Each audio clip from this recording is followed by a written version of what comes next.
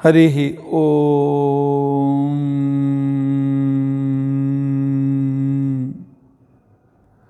ಜನ್ಮಾದ್ಯಸ್ಯ ಯತೋನ್ಮಯಾದಿತರತಶ್ಚಾರ್ತೆ ಶ್ವವಿಘ್ನೇಶ್ವರಾಟ್ ತೇನೇ ಬ್ರಹ್ಮಹೃದಾಯ ಆದಿಕವಯೇ ಮುಹ್ಯಂತಿ M ಸೂರಯಃ ತೇಜೋ ವಾರಿಮೃದಾಂ ಯಥಾ ವಿನಿಮಯೋ ಯತ್ರ ತ್ರಿಸರ್ಗೋ ಮೃಷಾ ಧಾಮ್ನಾ ಸ್ವೇನ ಸದಾ ನಿರಸ್ತಕುಹಕಂ ಸತ್ಯಂ ಪರಂ ಧೀಮಹಿ ಸೃಷ್ಟಿಸ್ಥಿತ್ಯಪ್ಯಹೇಯಾಂ ನಿಯತದೃಶಿತಮೋ ಬಂಧಮೋಕ್ಷಾಶ್ಚ ಯಸ್ಮಾತ್ ಅಸ್ಯ ಶ್ರೀ ಬ್ರಹ್ಮರುದ್ರ ಪ್ರಭೃತಿ ಸುರನರದ್ವೀಷಶತ್ರುತ್ಮಕಸ್ಯ ವಿಷ್ಣೋರ್ವ್ಯಸ್ತಾಃ ಸಮಸ್ತಾಃ ಸಕಲಗುಣನಿಧಿಃ ಸರ್ವದೋಷವ್ಯಪೇತಃ ಪೂರ್ಣಾನಂದಾಪ್ಯಯೋ ಯೋ ಗುರುರಪಿ ಪರಮಶ್ಚಿಂತಯೇತಂ ಮಹಾಂತಂ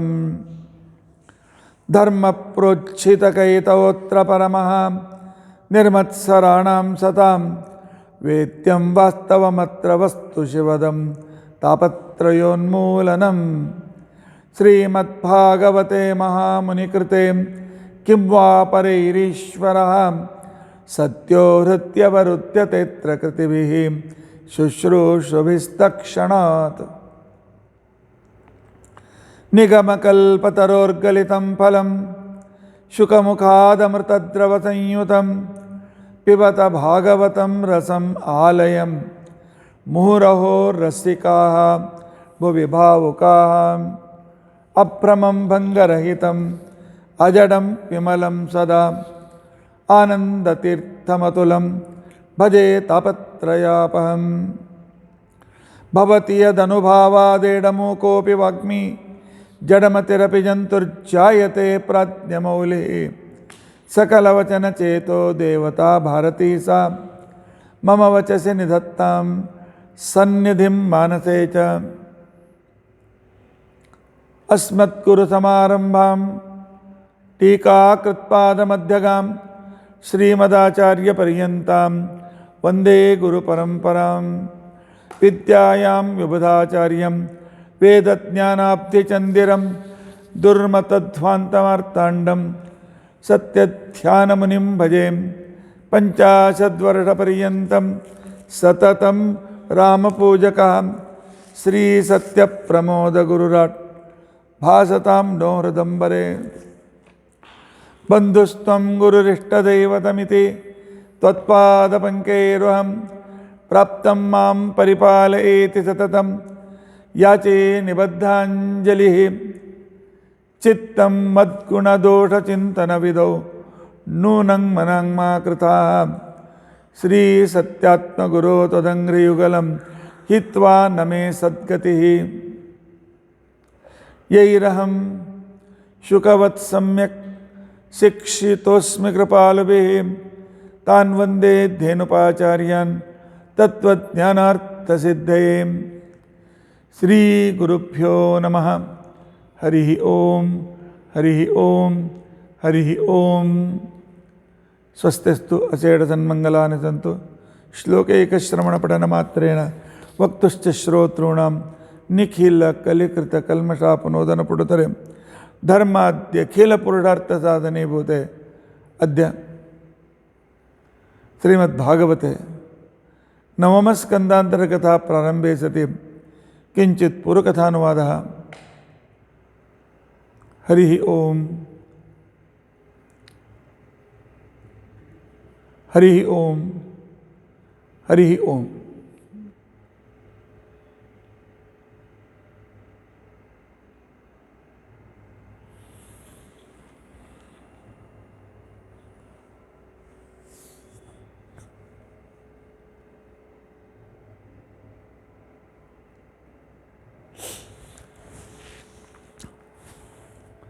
ನಿನ್ನೆ ತ್ರಿಶಂಕುವಿನ ಬಗ್ಗೆ ನಾವು ಮಾತನಾಡ್ತಿದ್ದೆವು. 3 ತರಹದ ಮಹಾಪಾಪಗಳಿಂದ ಯುಕ್ತನಾಗಿ ಒಂದು ಪಾಪ ಇನ್ನೊಂದು ಪಾಪಕ್ಕೆ ಕಾರಣ ಆಗ್ತದೆ, ಒಂದು ಪಾಪ ಇನ್ನೊಂದು ಪಾಪಕ್ಕೆ ಕಾರಣ ಆಗ್ತದೆ. ಅವರ ತಂದೆ ಹೊರಟೋದ ಮೇಲೆ ಅವನೇ ರಾಜನಾಗದಾಗ ಪುರೋಹಿತರು ರಾಜ ಪೌರೋಹಿತ್ಯವನ್ನು ಮತ್ತು ರಾಜಗುರುತ್ವವನ್ನು ಬಿಟ್ಟು ಹೊರಟೋಗಿದ್ದಾರೆ ವಸಿಷ್ಠರು. ಇಂಥ ಅಯೋಗ್ಯನಾದ ವ್ಯಕ್ತಿಗೆ ನಾನು ಈ ರೀತಿಯಾಗಿರ್ತಕ್ಕಂಥ ಗುರು ಆಗೋದಿಲ್ಲ ಅಂತ ತಿಳ್ಕೊಂಡಂತೇಳಿ ವಸಿಷ್ಠರ ಮೇಲಿನ ದ್ವೇಷ ಇನ್ನೂ ಕಡಿಮೆಯಾಗಿರಲಿಲ್ಲ ವಿಶ್ವಾಮಿತ್ರರಿಗೆ. ಯಾಕೆಂದರೆ ರಾಜಋಷಿಗಳು ಸಾಕಷ್ಟು ತಪಸ್ಸು ಮಾಡಿದರು. ಆದರೆ ಬ್ರಹ್ಮರ್ಷಿ ಅಂತಿಕೊಂಡಂತನ್ನುವುದು ಪದವಿ ಕೊಡಬೇಕಾದದ್ದು ಆಗಿನ ಕಾಲದ ಹಿರಿಯರಾದ ವಸಿಷ್ಠರು ಕೊಡಬೇಕಾಗಿತ್ತು. ವಸಿಷ್ಠರು ಇವರಲ್ಲಿರ್ತಕ್ಕಂಥ ಇನ್ನು ದ್ವೇಷ, ತ್ವೇಷ, ಸಿಟ್ಟು ಇವುಗಳಿದ್ದರೆ ಹೇಗೆ ಬ್ರಹ್ಮರ್ಷಿ ಅಂತ ಕರಿಬೇಕು ಅಂತನ್ನೋ ರೀತಿಯಿಂದ ಕರೆದಿದ್ದಿಲ್ಲ. ಹೀಗಾಗಿ ಅವರ ಮೇಲಿನ ಸಿಟ್ಟು. ಆಗ ವಿಶ್ವಾಮಿತ್ರರು ಗುರುಗಳಾಗಿದ್ದಾರೆ. ಆಗ ಅವನು ನಾನು ಇದೇ ಶರೀರದಿಂದ ಸ್ವರ್ಗಕ್ಕೆ ಹೋಗಬೇಕು ಅಂತ ಬಯಸ್ತೇನೆ.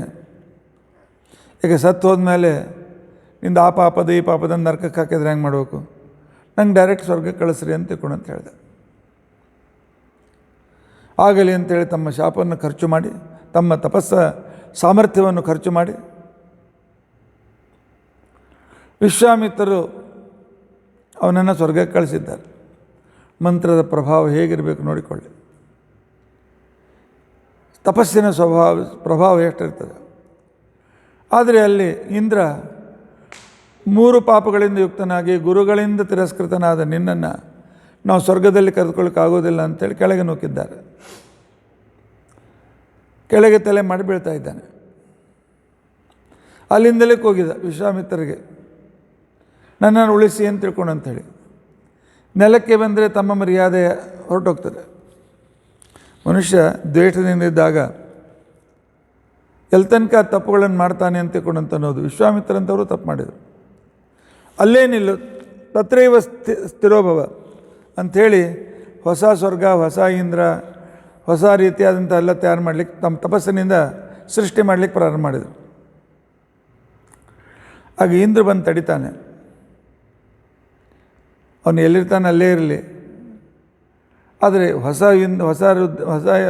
ಸ್ವರ್ಗ, ಹೊಸ ಇದು ಕೃತ್ರಿಮ ಆಯಿತು ಅಂತ ತಿಳ್ಕೊಂಡಂತಂದರೆ ಮೂಲ ಸ್ವರ್ಗದ ಯಜ್ಞಯಾಗಾದಿಗಳೆಲ್ಲ ವ್ಯವಸ್ಥೆ ಕೆಟ್ಟೋಗ್ಬಿಡ್ತಾರೆ. ಹೇಗೆ ನಮ್ಮ ದೇಶದ ಸ್ವಾತಂತ್ರ್ಯ ಸಿಕ್ಕಾಗ 2 ಪ್ರೈಮ್ ಮಿನಿಸ್ಟರು, ಕಾಶ್ಮೀರಕ್ಕೊಬ್ಬರು, ಇಲ್ಲೊಬ್ಬರು, 2 ಬೇರೆ ಬೇರೆ ಧ್ವಜಗಳು, ಬೇರೆ ಬೇರೆ ಸಂವಿಧಾನ, ಹೇಗೆ 70 ವರ್ಷದವರೆಗೆ ಅನೇಕ ಅನೀತಿ ಅತ್ಯಾಚಾರಕ್ಕೆ ಕಾರಣವಾಯಿತು, ಅದೇ ರೀತಿಯಾಗಿ ಆಗ್ಬೋದು ಬೇಡ ಅಂತ ತಿಳ್ಕೊಂಡಂತ ಹೇಳಿದಾಗ ಆಗಲಿ ಅಂತ ತಿಳ್ಕೊಂಡಂತ ಅವನ ಸುತ್ತಲೂ ನಕ್ಷತ್ರಗಳು ಅವನಿಗೆ ಸುತ್ತಲೂ ರಕ್ಷಕರಾಗಿದ್ದಾರೆ. ಅಮಾವಾಸ್ಯ ರಾತ್ರಿ ಉತ್ತರ ಮತ್ತು ದಕ್ಷಿಣದ ಮಧ್ಯದಲ್ಲಿ ಸ್ವಲ್ಪ ಆಕಾಶದ ಕಡೆಗೆ ನೋಡಿ ಆ ನಕ್ಷತ್ರಗಳನ್ನು ಹೀಗೆ ಗೆರೆ ಹಾಕಿ, ಯಾಕೆಂದರೆ ಈಗಿನ ದಿವಸದಾಗೆ ಟೆರೆಸ್ ಮೇಲೆ ಹೋಗಿ ಕೂತ್ಕೊಂಡು ನಕ್ಷತ್ರ ನೋಡೋ ಅಭ್ಯಾಸ ಯಾರಿಗೂ ಭಾಳ ಜನ ಕಡಿಮೆ ಇದೆ. ಆಗ ಒಂದು ಕೈ ಹೀಗೆ, ಒಂದು ಕೈ ಹೀಗೆ ತಲೆ ಕೆಳಗೆ ಮಾಡಿ ಮೇಲೆ 2 ಕಾಲು ಮಾಡಿದ ಒಂದು ದೃಶ್ಯ ನಿಮಗೆ ಕಾಣಿಸ್ತದೆ. ತ್ರಿಶಂಕುವಿನ ಸುತ್ತಲೂ ಇರತಕ್ಕಂಥ ನಕ್ಷತ್ರ ಮಂಡಲಗಳು, ಅದರ ಮಧ್ಯದ ಆಕೃತಿ ನೋಡಿದರೆ ಆ ರೀತಿಯಾಗಿ ಕಾಣ್ತದೆ.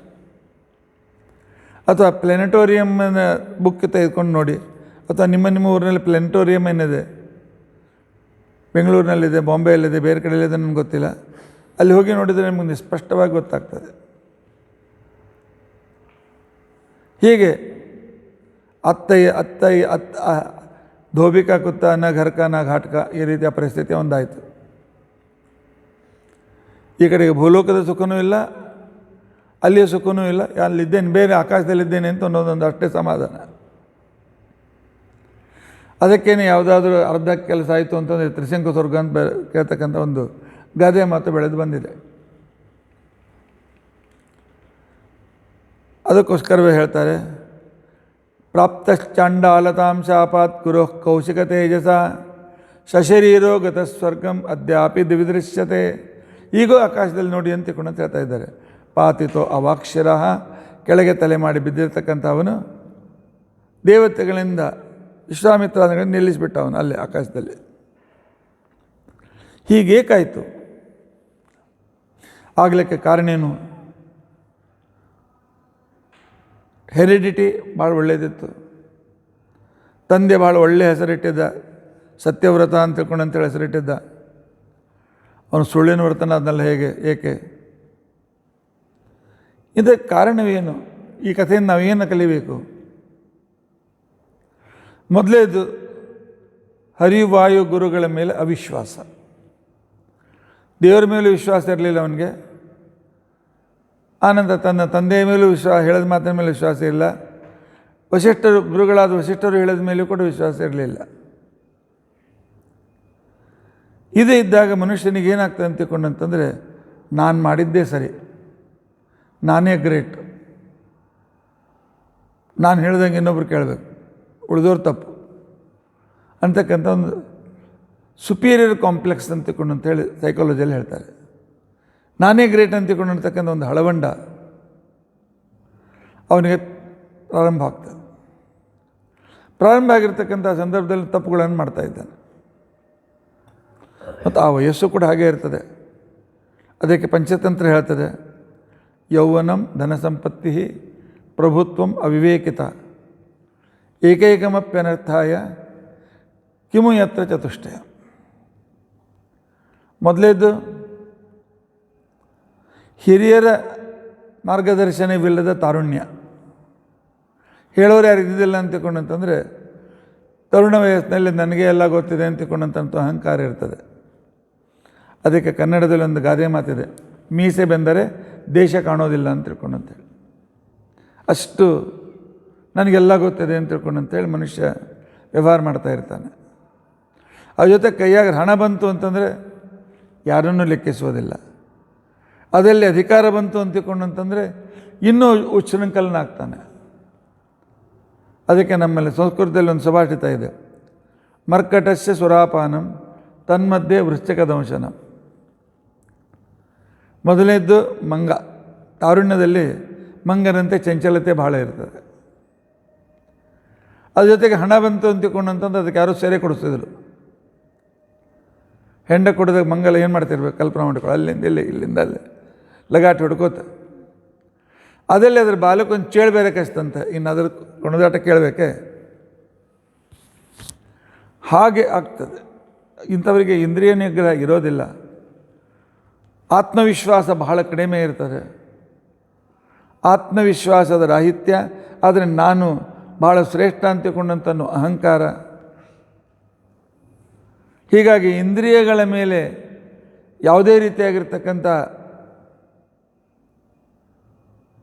ಅವನಿಗೆ ಕಂಟ್ರೋಲ್ ಇರೋದಿಲ್ಲ. ಆಗ ಇಂದ್ರಿಯಗಳು ಉಚ್ಛೃಂಖಲವಾಗ್ತದೆ. ಇಂದ್ರಿಯಾಭಿಮಾನ ದೇವತೆಗೂ ನಾ ಶ್ರೇಷ್ಠ ನೀ ಶ್ರೇಷ್ಠ ಅಂತ ತಿಳ್ಕೊಂಡು ಅಂತೇಳಿ ಅವರಲ್ಲಿ ಅಹಂಕಾರಾದಿಗಳು ಪ್ರಾರಂಭ ಆಗ್ಬೋದು. ಆಗ ಮನುಷ್ಯನ ಅವಸ್ಥೆ ಭಾಳ ವಿಚಿತ್ರವಾಗ್ತದೆ. ಇದಕ್ಕೊಂದು ಈ ರೀತಿಯಾಗಿರ್ತಕ್ಕಂಥ ಒಂದು ರೂಪಕ ಇದೆ. ಒಂದು ಸಲ ಮನಸ್ಸು ಮತ್ತು ಬುದ್ಧಿ, ನಮ್ಮ ಆಚಾರ್ಯಶಾಸ್ತ್ರ ಪ್ರಕಾರ ಮನಸ್ಸು ಬುದ್ಧಿ ಒಂದೇ. ಮನಸ್ಸಿನ ವಿವೇಕ ಸಹಿತವಾಗಿರ್ತಕ್ಕಂಥ ಚಿಂತನಾತ್ಮಕವಾದಂಥ ಭಾಗ ಚಿತ್ತಂ ಚೇತನಂ ಧ್ವಾಂತಂ ಹೃತ್ ಮಾನಸಂ ಮನಃ, ಈ ರೀತಿಯಾಗಿರ್ತಕ್ಕಂಥ ಅದರ ಸಮಾನಾರ್ಥಕ ಶಬ್ದಗಳು. ಆದರೆ ಇಂದಿನ ಸೈಕಾಲಜಿ ಪ್ರಕಾರ ಮನಸ್ಸು ಬೇರೆ ಬುದ್ಧಿ ಬೇರೆ. ಅದನ್ನು ಇಟ್ಟುಕೊಂಡು ನಾವು ಇವುಗಳಲ್ಲಿ ಮನಸ್ಸು ಬುದ್ಧಿ ಪಂಚ ಜ್ಞಾನೇಂದ್ರಿಯಗಳು ಪಂಚಕರ್ಮೇಂದ್ರಿಯಗಳು ಪರಸ್ಪರರಲ್ಲಿ ಜಗಳ ಪ್ರಾರಂಭ ಆಯಿತು. ನಾ ಶ್ರೇಷ್ಠ ನೀ ಶ್ರೇಷ್ಠ ಅಂತ ತಿಳ್ಕೊಂಡಂತೆ.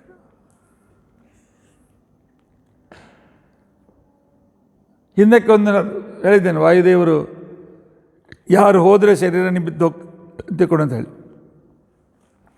ಆ ಕಥೆ ಹಿಂದೆ ಕೇಳಿದ್ದೀರಿ. ಇವತ್ತು ಇನ್ನೊಂದು ರೂಪಕ, ಯಕ್ಷ ಪ್ರಶ್ನೆ ಮತ್ತು ಅಲ್ಲಿದ್ದು ಒಂದೆರಡು ಪ್ರಶ್ನೋತ್ತರಗಳನ್ನು ತೆಗೆದುಕೊಂಡು ಇದೊಂದು ರೂಪಕ ಈ ರೀತಿಯಾಗಿದೆ. 11 ಪಂಚ ಜ್ಞಾನೇಂದ್ರಿಯ 5 ಕರ್ಮೇಂದ್ರಿಯ 5 ಜ್ಞಾನೇಂದ್ರಿಯ 1 ಮನಸ್ಸು ಮತ್ತು ಬುದ್ಧಿ, 12 ಮಂದಿ ಪರಸ್ಪರ ಜಗಳಾದ ಕೊನೆಗೆ ಒಂದು ನಿರ್ಣಯ ಮಾಡಿ, ಇಲ್ಲ ನಾವು ವಸಿಷ್ಠರ ಹತ್ರ ಕೇಳೋಣ, ವಸಿಷ್ಠರು ನಮ್ಮಲ್ಲಿರ್ತಕ್ಕಂಥ ಯೋಗ್ಯತೆ ನೋಡಿಕೊಂಡು ಯಾರು ಶ್ರೇಷ್ಠ ಅಂತ ಅನ್ನೋದು ಹೇಳ್ತಾರೆ ಅಂತ ತಿಳ್ಕೊಂಡಂತೆ ವಸಿಷ್ಠರ ಹತ್ರ ಬಂದಿದ್ದಾರೆ. ಬಂದಿರತಕ್ಕಂಥ ಸಂದರ್ಭದಲ್ಲಿ ನಮ್ಮಲ್ಲಿ ಯಾರು ಶ್ರೇಷ್ಠರು ಅಂತ ತಿಳ್ಕೊಂಡು ಅಂತ ಹೇಳಿ ಅವ್ರು ಹೇಳಿದ್ರು, ಒಬ್ಬೊಬ್ಬರು ನಿಮ್ಮಲ್ಲಿರ್ತಕ್ಕಂಥ ಶ್ರೇಷ್ಠತೆ ಹೇಳ್ರಿ, ಅದು ನಿಮ್ಮಲ್ಲಿ ಇದೆಯೋ ಇಲ್ಲವೋ ನಾನು ಹೇಳಿ ಅನಂತರ ನಿರ್ಣಯ ಕೊಡ್ತೇನೆ ಅಂತ ವಸಿಷ್ಠರು ಹೇಳಿದರು. ಬುದ್ಧಿ ಹೇಳಿತು, ನಾನಿರೋದೇ ಬ್ರೈನ್ನಲ್ಲಿ, ದೇಹಗಳ ಅತಿ ಮೇಲಿನ ಸ್ಥಾನ ತಲೆ, ಆದ್ದರಿಂದ ನಾನೇ ಈ ದೇಹದ ರಾಜ, ಆದರೆ ನನ್ನನ್ನು ಶ್ರೇಷ್ಠ ಅಂತ ಯಾಕನ್ಬಾರ್ದು. ಆಗ ವಸಿಷ್ಠರು ಹೇಳಿದರು, ಜಗತ್ತಿನಲ್ಲಿ ಇಬ್ಬರು ರಾಜರು,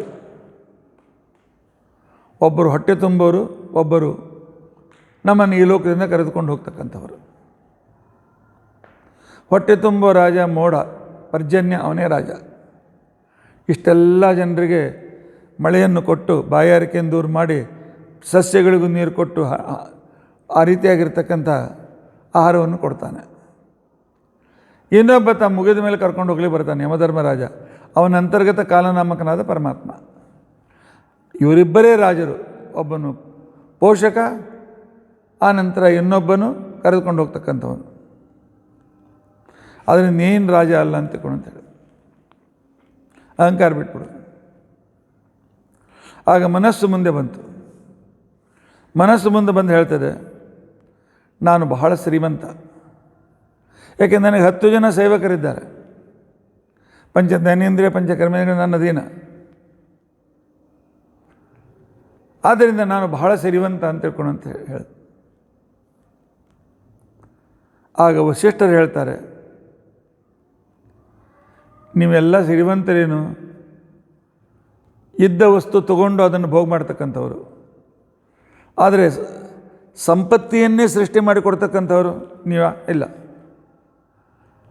ಅಂತ ಇಬ್ಬರು ಶ್ರೀಮಂತ ವ್ಯಕ್ತಿಗಳಿದ್ದಾರೆ, ಅವರು ಜಗತ್ತಿಗೆ ಬೇಕಾದ ಸಂಪತ್ತಿಯನ್ನು ಕೊಡ್ತಾರೆ. ಒಂದು ಸಮುದ್ರ, ಇನ್ನೊಂದು ಪರ್ವತ. ಸಮುದ್ರ ರತ್ನಾಕರ, ಬೇಕಾದಷ್ಟು ಆಹಾರವೂ ಸಿಗ್ತದೆ, ಮುತ್ತು ರತ್ನ ಇತ್ಯಾದಿ ಮೃತು ಮತ್ತು ಅನೇಕ ರೀತಿಯಾಗಿರ್ತಕ್ಕಂಥ ವಸ್ತುಗಳು ಸಿಗ್ತವೆ. ಇನ್ನು ಪರ್ವತ ವನಸ್ಪತಿಗಳು, ಔಷಧಿಗಳು, ಆನಂತರ ಅನೇಕ ರೀತಿಯಾಗಿರ್ತಕ್ಕಂಥ ಪ್ರಾಣಿಗಳು, ಅನೇಕ ರೀತಿಯಾಗಿರ್ತಕ್ಕಂಥ ಖನಿಜಗಳು, ವಜ್ರಗಳು, ಎಲ್ಲ ಸಂಪತ್ತಿ ಅಲ್ಲಿಂದ ಸಿಗ್ತವೆ. ಇಬ್ಬರು ಸಂಪತ್ತಿ ಕೊಡ್ತಕ್ಕಂಥ ಇವರಿಬ್ಬರು ರತ್ನಾಕರ ಮತ್ತು ಪರ್ವತರಾಜ, ಇವರೇ ನಿಜವಾಗಿರ್ತಕ್ಕಂಥ ಶ್ರೀಮಂತರು, ನೀನಲ್ಲ ಅಂತೇಳಿ ವಸಿಷ್ಠರು ಹೇಳಿದರು. ಪಾಪ ಮನಸ್ಸು ಬುದ್ಧಿ ಮುಖ ಸಣ್ಣ ಮಾಡ್ಕೊಂಡು ಕೂತ್ಕೊಂಡ್ರು. ಆಗ ಜ್ಞಾನೇಂದ್ರಿಯದಲ್ಲಿ ಮೊದಲನೇ ಜ್ಞಾನೇಂದ್ರಿಯ ಶ್ರೋತ್ರೇಂದ್ರಿಯ. ಇಷ್ಟೆಲ್ಲ ಶಾಸ್ತ್ರ ಕೇಳ್ತೇನೆ, ಪುರಾಣ ಕೇಳ್ತೇನೆ, ಭಾಗವತ ಕೇಳ್ತೇನೆ, ಮತ್ತೊಂದು ಕೇಳ್ತೇನೆ, ಹೀಗೆಲ್ಲ ಎಲ್ಲವನ್ನೂ ಕೇಳಿದ್ರಿಂದ ನಾನೇ ಶ್ರೇಷ್ಠ ಜ್ಞಾನಿ, ನಾನು ಜ್ಞಾನಿಗಳಲ್ಲಿ ಶ್ರೇಷ್ಠನಾದ್ದರಿಂದಾಗಿ ನನಗೆ ನೀವು ದೊಡ್ಡವ ಅಂತಿಕೊಂಡು ಅಂತಂದು ಬಿಡಿ ಅಂತ ವಸಿಷ್ಠರು ಹೇಳಿದರು. ಜಗತ್ತಿನಲ್ಲಿ ಇಬ್ಬರೇ ಜ್ಞಾನಿಗಳು, ಒಬ್ಬನು ಸ್ವತಂತ್ರ ಸರ್ವಜ್ಞನಾಗಿರ್ತಕ್ಕಂಥ ಶ್ರೀಹರಿ, ಇನ್ನೊಬ್ಬನು ಅಸ್ವತಂತ್ರ ಸರ್ವಜ್ಞನಾಗಿರ್ತಕ್ಕಂಥ ವಾಯುದೇವರು. ಒಬ್ಬನು ಜೀವೋತ್ತಮ, ಒಬ್ಬನು ಸರ್ವೋತ್ತಮ. ಅಂಥ ಜ್ಞಾನ ನಿನಗೆಲ್ಲಿದೆ? ದಿಗ್ದೇವತೆಗಳು ನಿಮ್ಮ ಸೀಮಿತವಾಗಿರ್ತಕ್ಕಂಥ ಜ್ಞಾನ ನಿಮಗಿದೆ, ಅದರಿಂದ ನಿಮ್ಮನ್ನು ಶ್ರೇಷ್ಠ ಅಂತ ಅಲ್ಲಿಗೆ ಬರೋದಿಲ್ಲ ಅಂತ. ಆಗ ವಾಗೀಂದ್ರಿಯ ಮುಂದೆ ಬಂತು, ತ್ವಗೀಂದ್ರಿಯ ತ್ವಗೀಂದ್ರಿಯ ಹೇಳಿತು, ನಾನು ಅತ್ಯಂತ ಸಹನಶೀಲ ವ್ಯಕ್ತಿ, ಆದ್ದರಿಂದ ನನಗೆ ಶ್ರೇಷ್ಠ ಅಂತ ಅನ್ನಿ ಅಂತ ತಿಳ್ಕೊಂಡಂತ ಹೇಳಿ. ಚಳಿಯನ್ನು ಸಹನ ಮಾಡ್ತೇನೆ, ಬಿಸಿಲನ್ನು ಸಹನ ಮಾಡ್ತೇನೆ, ತಣ್ಣೀರನ್ನು ಸಹನ ಮಾಡ್ತೇನೆ, ಇಷ್ಟು ಸಹನಶೀಲತೆ ಜಗತ್ತಿನಲ್ಲಿ ಯಾರಿಗಿದೆ? ನನ್ನನ್ನು ಶ್ರೇಷ್ಠ ಅನ್ನು ಅಂತ ತಿಳ್ಕೊಂಡಂತೆ ಅನ್ರಿ ಅಂತ ತಿಳ್ಕೊಂಡಂತೇಳಿ ವಸಿಷ್ಠರಿಗೆ ಹೇಳಿದ್ರು. ವಸಿಷ್ಠರು ಹೇಳಿದ್ರು, ಇಲ್ಲಪ್ಪ, ಜಗತ್ತಿನಲ್ಲಿ ಸಹನಶೀಲತೆಗಳು ಇಬ್ಬರೇ ಶ್ರೇಷ್ಠರು. ಒಬ್ಬಳು ಭೂಮಿ ತಾಯಿ, ಒಬ್ಬಳು ಎಲ್ಲ ಪ್ರಾಣಿಗಳ ತಾಯಿ. ಪ್ರತಿಯೊಂದು ಪ್ರಾಣಿ ಪಶು ಪಕ್ಷಿಗಳಲ್ಲಿ ತಾಯಿ ಅಂತ ಅನ್ಸ್ಕೊಂಡು ಇರ್ತಾಳೆ. 9 ತಿಂಗಳು ತನ್ನ ಹೊಟ್ಟೆಯಲ್ಲಿ ಹೊತ್ಕೊಂಡು ಎಲ್ಲ ಕಷ್ಟ ನಷ್ಟಗಳನ್ನು ಸೋಸಿ ಹೆರಿಗೆ ಆಗುವಾಗ ಪ್ರಾಣ ಹೋದರೂ ಹೋಗ್ಬೋದು ಅಂತ ತಿಳ್ಕೊಂಡಂತನ್ನೋ ಭಯ ಇದ್ದರೂ ಏನು ತಾನು ಜಗತ್ತಿಗೆ ಮಗುವನ್ನು ಕೊಡ್ತಾಳಲ್ಲ ಆ ತಾಯಿ, ಮತ್ತು ಎಲ್ಲರೂ ಬೈತಾರೆ, ಎಲ್ಲ ಹೊಲಸು ಅವನ ಮೇಲೆ ಹಾಕ್ತಾರೆ, ಕಸ ಹಾಕ್ತಾರೆ, ಎಲ್ಲವನ್ನು ಹಾಕ್ತಾರೆ, ತುಳಿತಾರೆ, ಆದರೂ ಸಹನ ಮಾಡ್ಕೊಂಡಿರ್ತಾಳೆ, ಭೂಕಂಪ ಆಗೋದಿಲ್ಲ. ಆದ್ದರಿಂದ ಭೂಮಿ ತಾಯಿ ಮತ್ತು ಪ್ರಾಣಿಗಳಲ್ಲಿ ಜರಾಯುಜ ಅಂಡಜ ಸ್ವೇದಗಳಲ್ಲಿ ಅವರ ತಾಯಿ ಅಂತಿಕೊಂಡಂತೆ ಅನ್ಸ್ಕೊಳ್ತಾರೆ. ಅವರು ಸಹನಶೀಲರು, ಅದನ್ನು ಏನಲ್ಲ ಬದಿಸರು ಬಿಡು ಅಂತ. ಆಗ ಜಿಹ್ವೇಂದ್ರಿಯ ಬಂತು. ಜಿಹ್ವೇಂದ್ರಿಯ ಬಂದು ಹೇಳಿತು, ನನಗೆ ಮಾತನಾಡೋ ಶಕ್ತಿ ಇದೆ, ಶ್ಲೋಕ ಬರಿತೇನೆ, ಕಾವ್ಯ ಬರಿತೇನೆ, ನಾಟಕ ಬರಿತೇನೆ, ನಾನೇ ಕಾಳಿದಾಸ, ನಾನೇ ಮಾಘ, ನಾನೇ ಭವಭೂತಿ, ನಾನೇ ದಂಡಿ. ಯಾಕೆ ನಾನಿದ್ದರೆ ಇವೆಲ್ಲ ಪ್ರವಚನ, ಪಾಠ ಪ್ರವಚನ ಎಲ್ಲ ಇರ್ತದೆ. ಅದಕ್ಕೆ ನನ್ನನ್ನು ಶ್ರೇಷ್ಠ ಅಂತ ಅನ್ನುವಂತಿಕೊಂಡು ಅಂತ ಹೇಳಿದರು.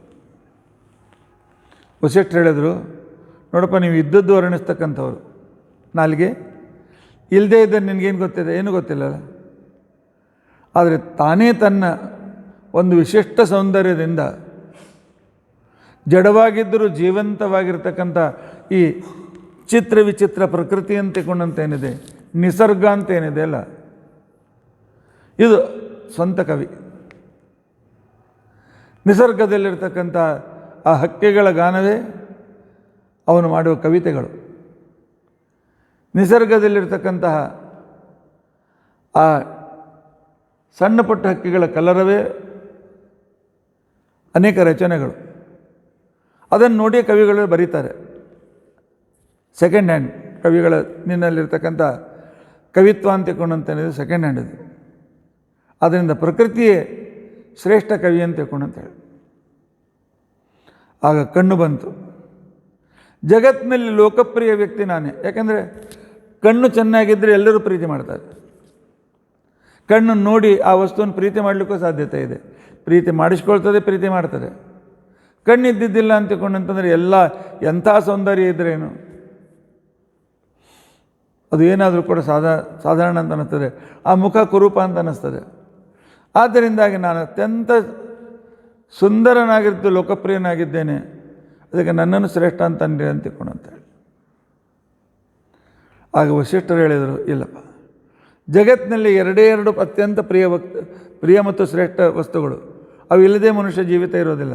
ಒಂದು ಅನ್ನ, ಇನ್ನೊಂದು ನೀರು. ಅನ್ನ ನೀರು ಇಲ್ಲದೆ ಇದ್ದರೆ ಎಲ್ಲರಿಗೂ ಬೇಕಾದ ವಸ್ತು ಇವೆರಡು ಬೇಕು. ಬಂಗಾರ ಎಲ್ಲರಿಗೂ ಬೇಕಾಗೋದಿಲ್ಲ, ಹಣ ಇಲ್ಲದೆ ಯಾರು ಬಯಸೋದಿಲ್ಲ.